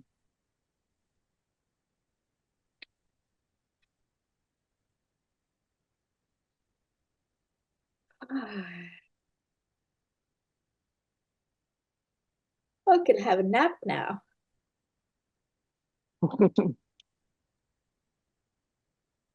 I'd like to have a nap, but I'm looking around and there's not one free spot on my table. Not to nap on, of course, but I mean, like, just in general, this is a massive mess. Tell me about it. But it was fun. The more Yeah. space you have, the more space you use. This is absolutely true. That's why I want to downsize, because it just the mess goes further. Where are you, Christine? Are you away somewhere? Yeah, we're on Victoria Island, or Oh. Vancouver Island, Wow. Oh, okay, nice. and we've been to Hornby and Duncan, and now we're in Ucluelet. Are you just like hiking around? Like, what's the point Yeah, of this? so we were visiting friends, and hiking, and we watched surfers yesterday. It was amazing. Wow, is it So I warm? was Is saying it nice out there? Or? it's been nice. Poured rain yesterday. It was first day in 2 weeks. But I said to my husband, do surfers surf in the rain? Like, are they afraid of getting wet? I don't know. It seemed kind of a silly question. But to watch these young, strong people fighting the waves seemed like a lot of work, but really cool. Really cool. So, yeah, we're just here hanging out, visiting friend. I said, two men that were colleagues with my husband when he entered the music industry, and so lots of storytelling, which is always fun. Mhm. Yeah, we forget the art of storytelling. I think, I grew up with stories sitting at the feet of your aunts and uncles when they were telling stories about growing up. We don't do a lot of it anymore. So this was kind of fun just to watch them retelling their stories and their 40-year careers. So it Wow. was good. It was good. Yeah. Yeah. You don't know that you're going to get time to do that again. It's kind of an interesting thing. you also don't always have that big chunk of time to reminisce. Yeah. Yeah. So we had 4 days with a music writer, composer, and then 4 days with a man who taught at Fanshawe in recording engineering. And so fun. And Hornby Island and the hippies, like people wear mismatched pajamas every day, all day. And bras Yeah. Who are wrote Griffin and optional. Sabina lived on Hornby Island? I can't remember his name.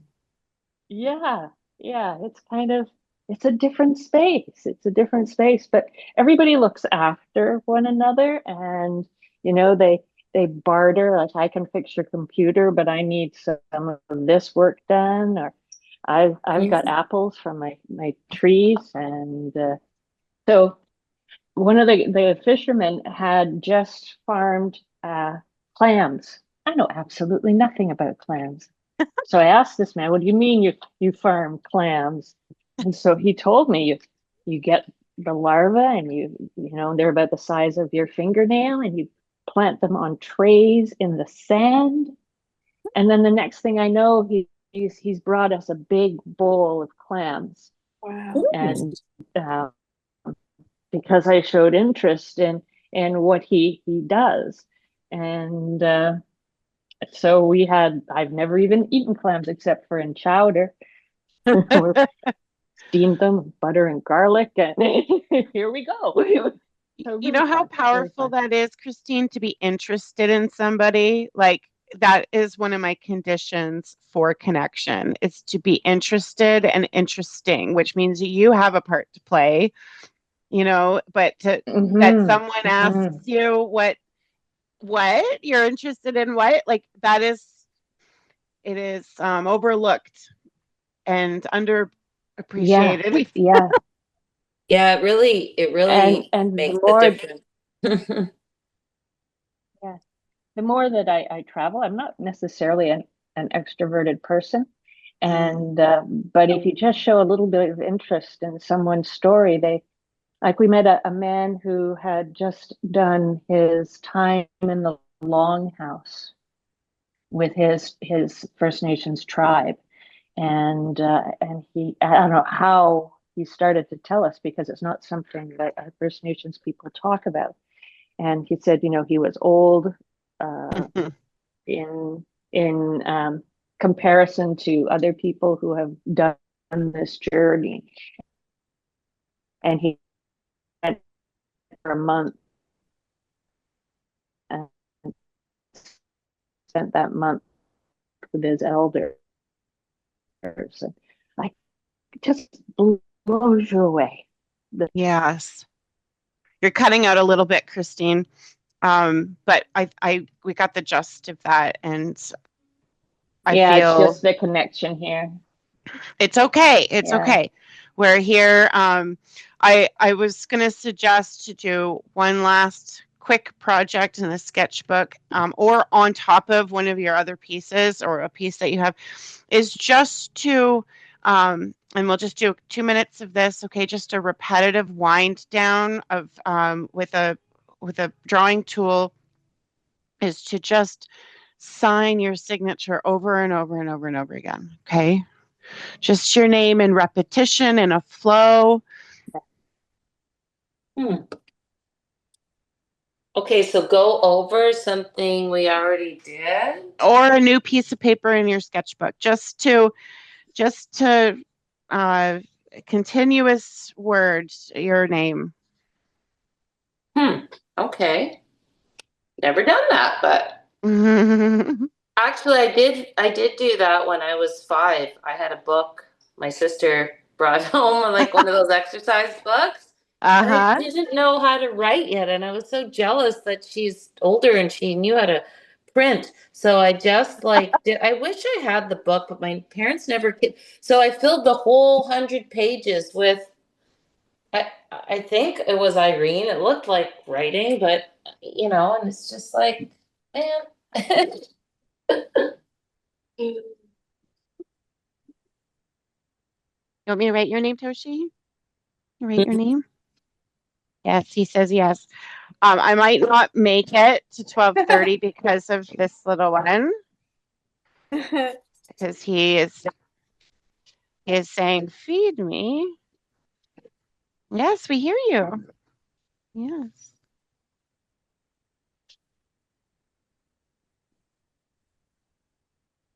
It's just like saying the same word over and over and over again. Does it start to sound less than, like it just start to sound weird, right?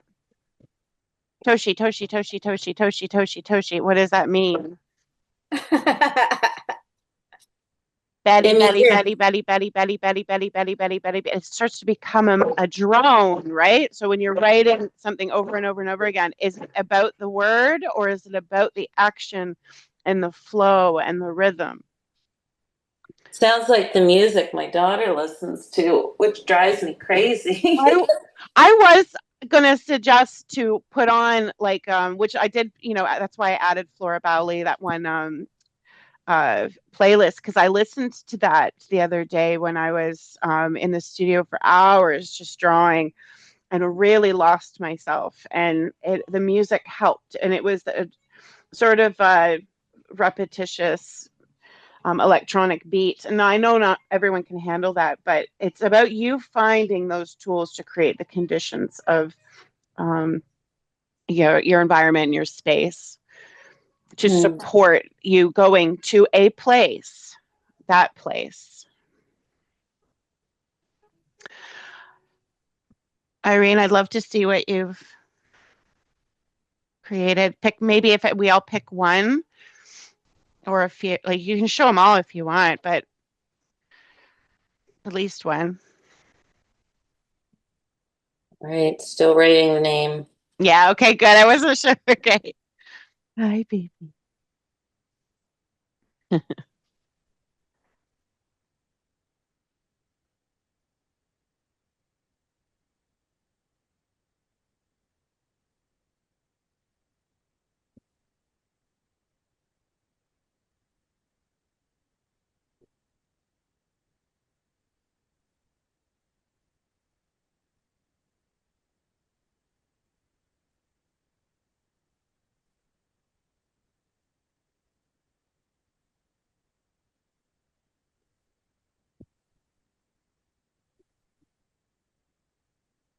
Where is everybody located?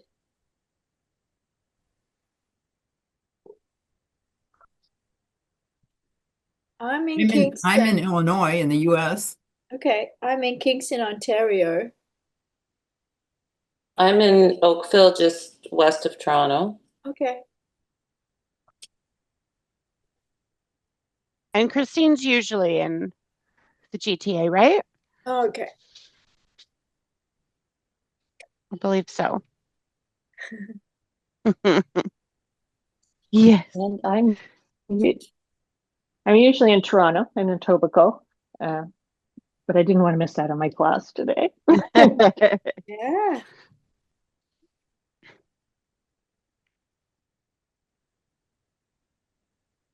All right, let's And now that it's share. light. Yeah, it's finally not I'm going to say nighttime because before sunrise is still considered nighttime. It's now daytime for you. Yeah. I get up at 5:30, There's so it's still dark when I wake up. Yeah, there's a sea lion out there. It's pretty cool. It's amazing. Christine, let me see what you got.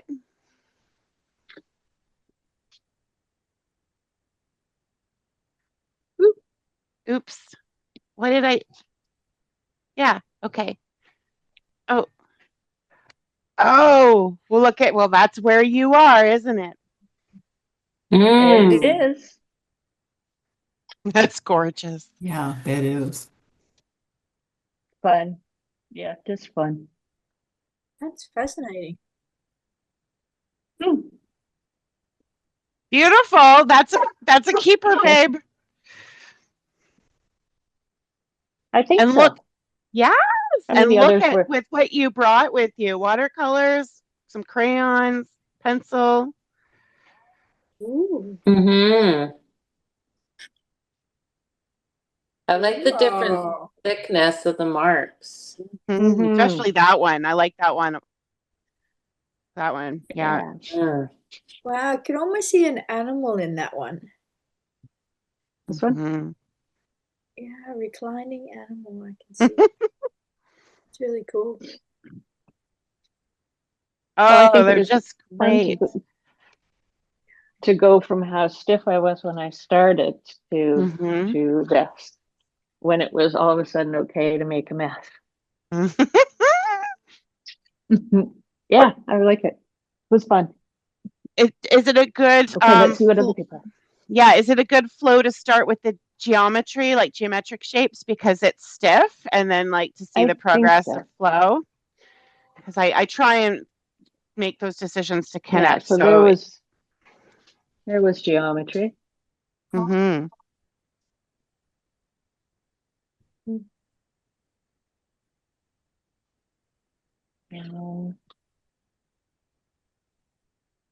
I did kind of get the hand eventually of the left hand, right hand. Yeah, you did, babe. I did. It was a struggle, but I got there. Yes. Did it feel different to you when you were doing it? Well, the first, I mean, this was the first. Oh, wait a sec. Okay, This was some angry scribbles, I think.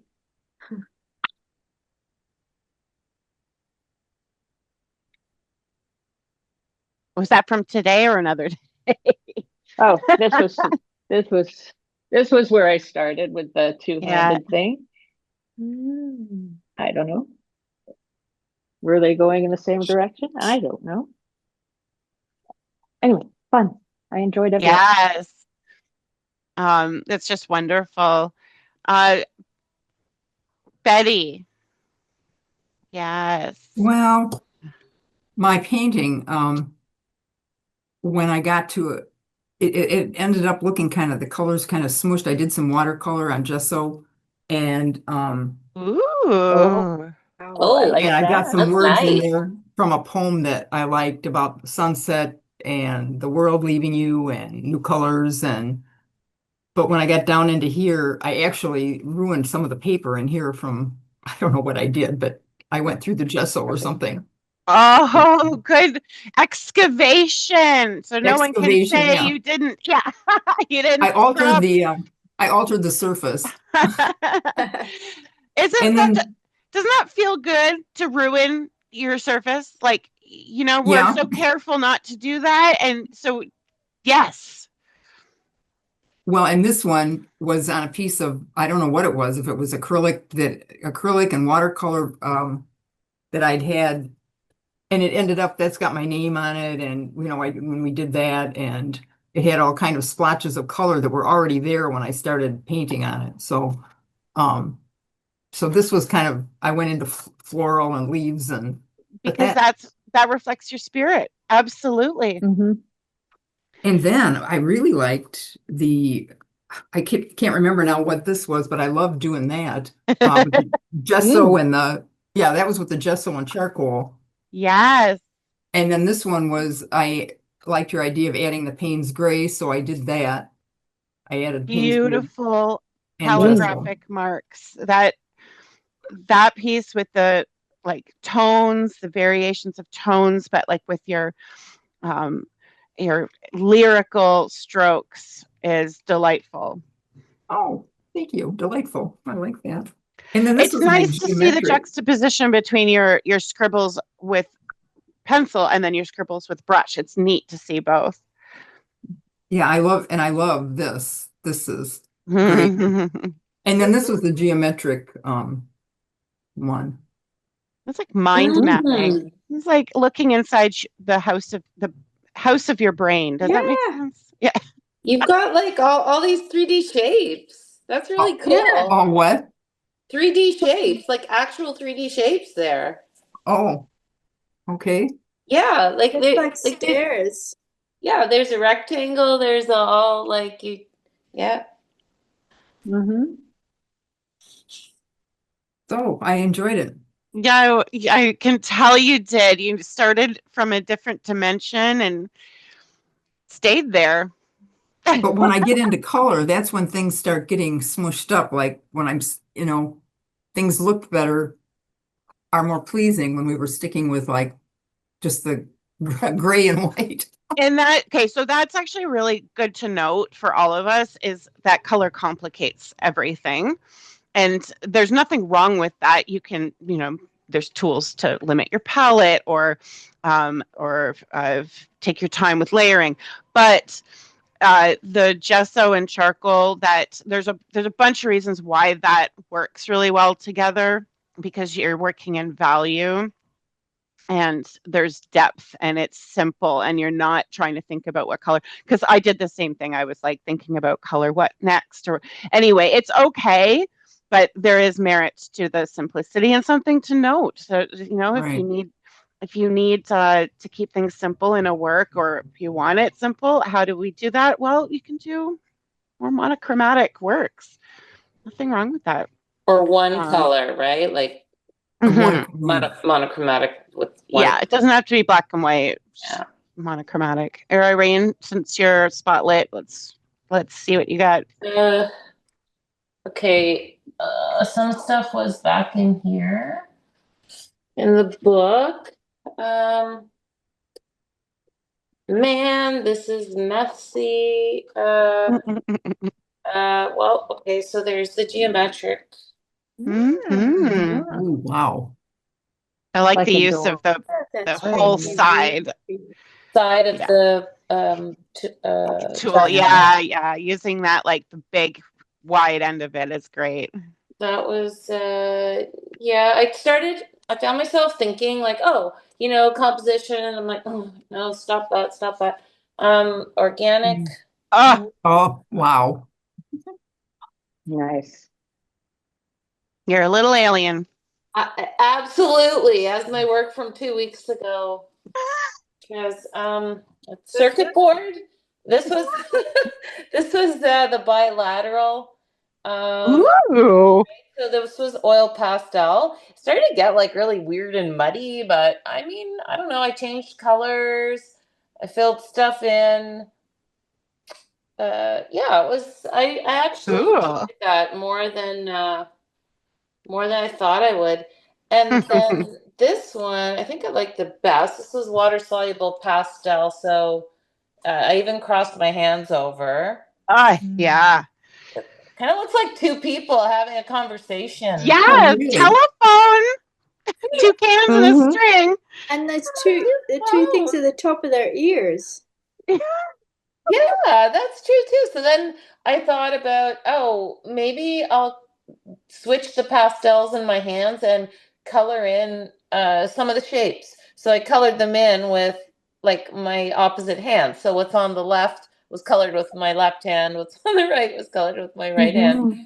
Mhm. So that was fun. Then this is the one with the there's two. I split the paper. Not a Mm-hmm. lot of contrast and value. Mm-hmm. Um, Fantastic. went over my name, right? I don't know. This was like with some paint, just gesso paint, watercolor paint, purple. Yeah, so that's fun. That's can I don't know, be gessoed over. And this was Wow. the It, last one, paint Wow. job. Mhm.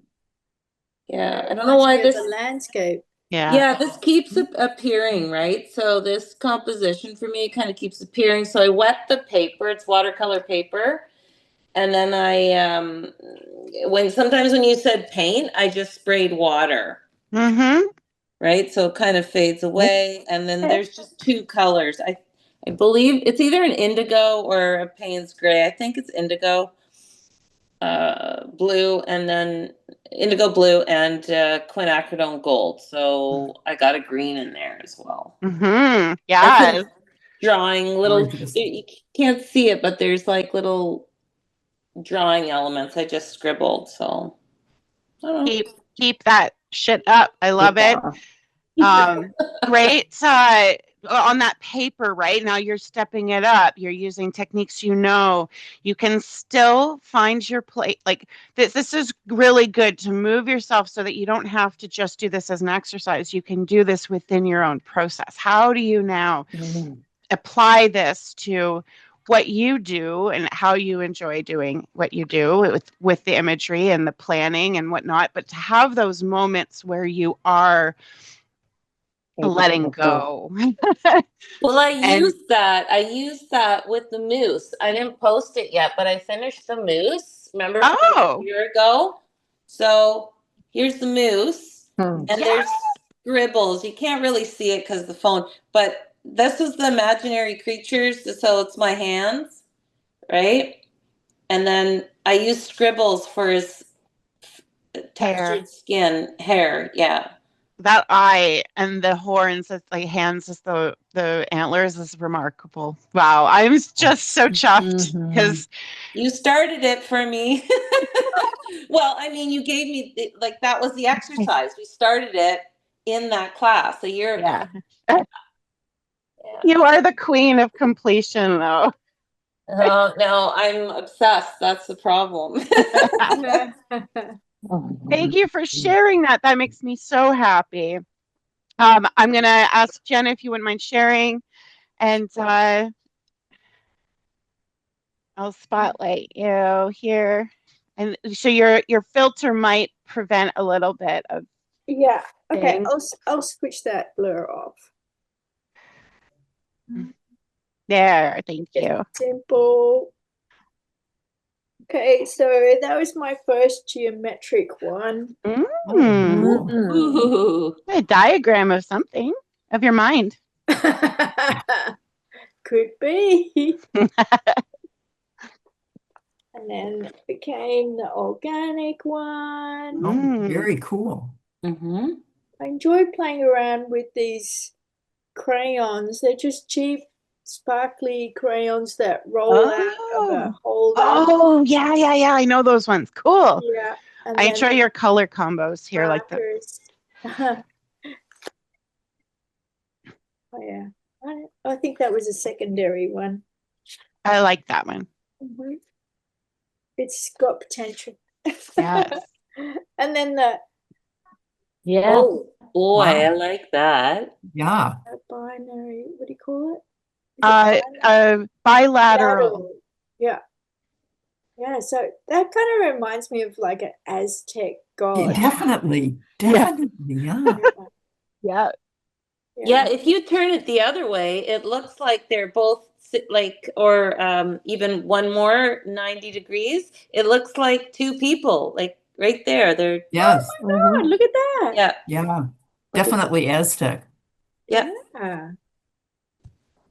Cool. Thanks for noticing that. Your hands really got along. They knew what they were doing Yeah, together. they got along and then they went a bit crazy on this one. So that was kind of a bit of free for all. It's nice to see the light and dark a bit, like, because it plays on the value, or one is stronger and just value. I Yeah. know, honey. Yeah. Yeah. And then the next one, I just kept swapping hands with the colors. Ooh. It's interesting how the screen shows it. The It's gold, it's kind of got It's- a halo around it. capturing the sparkles. Maybe, I don't know. Oh yeah, that's probably what it is. And yeah, and then that one, I think I already showed you that one. No. No, we didn't see that. Nice. No. Oh, that's fab. I love Big the line, spark. I love the sparkles that you created. little marks. Pardon? I love the sparkles like that out of the dots, the stippling, the pitter patters. Ah. Oh yeah, yeah. Like they're I not haven't seen sparkles, that but one. the dots. I like the dots in that one a lot. Yeah. This I like one we've making those textures with the marker. Really enjoy that. Yeah, It comes. Yeah. Yeah. Mm. And, that's a keeper. uh-huh. Well, it's on pretty cheapo paper. That's okay. So. Just embed it with acrylic medium, seal it, mount it to something that's acid-free. It's the best you can do. And that was like Ooh. free for all. I like that. Yes, nice softness in there. Wow, it's a tornado of goodness. Yeah. Yeah, and I love how, once you have more stuff on there, there's like little segments that I go like, oh, I really like this bit or that bit. There's some really interesting things going on. And it reminds me of like, this one too. Just reminds me of like cutting things up, deconstructing, and then putting things back together again. I'm really curious about doing that. Now that gets into intuitive painting. That piece right there of it being in flux while you're working and while you're choosing colors and layering and building and having no time limit or someone to tell you to switch your tools. That is the next step and the good stuff. Yeah. And it has the the dreamy quality that I think we are attracted to when we see the results of an automatic drawing. And I'm going to lose an arm. If you don't go now. Oh my God. I've tried to explain to Toshi that I only have 2 hands and 2 arms and 2 shoulders, and that's it. You don't really have like a lot to mess with. But this is a Bernese mountain dog thing with he's being very gentle, but at the same time, He's he letting you only handles know. so much. So he is speaking to me, and I love you all. Thank you so much. Jen, thank you for joining Cheers. today. Thank you so much for Thank inviting you. me. So nice to meet everybody. Yes. And You too. again, You too. we'll get together, and next week we'll probably look at April Copini and look at movement. I think that'd be a great end off for things. Please stay in touch if you do any more little bits or little exercises, whether it's in the email, just reply, or the Facebook art group. And I'll be in touch with the follow-up in the link. And, yeah, enjoy the rest of your day. Great work. Thanks. Happy Awesome. painting, everybody. Thanks, Shar. You too. Keep it up. Bye-bye now. Okay, bye. Bye. Thanks, Charlena. Pleasure.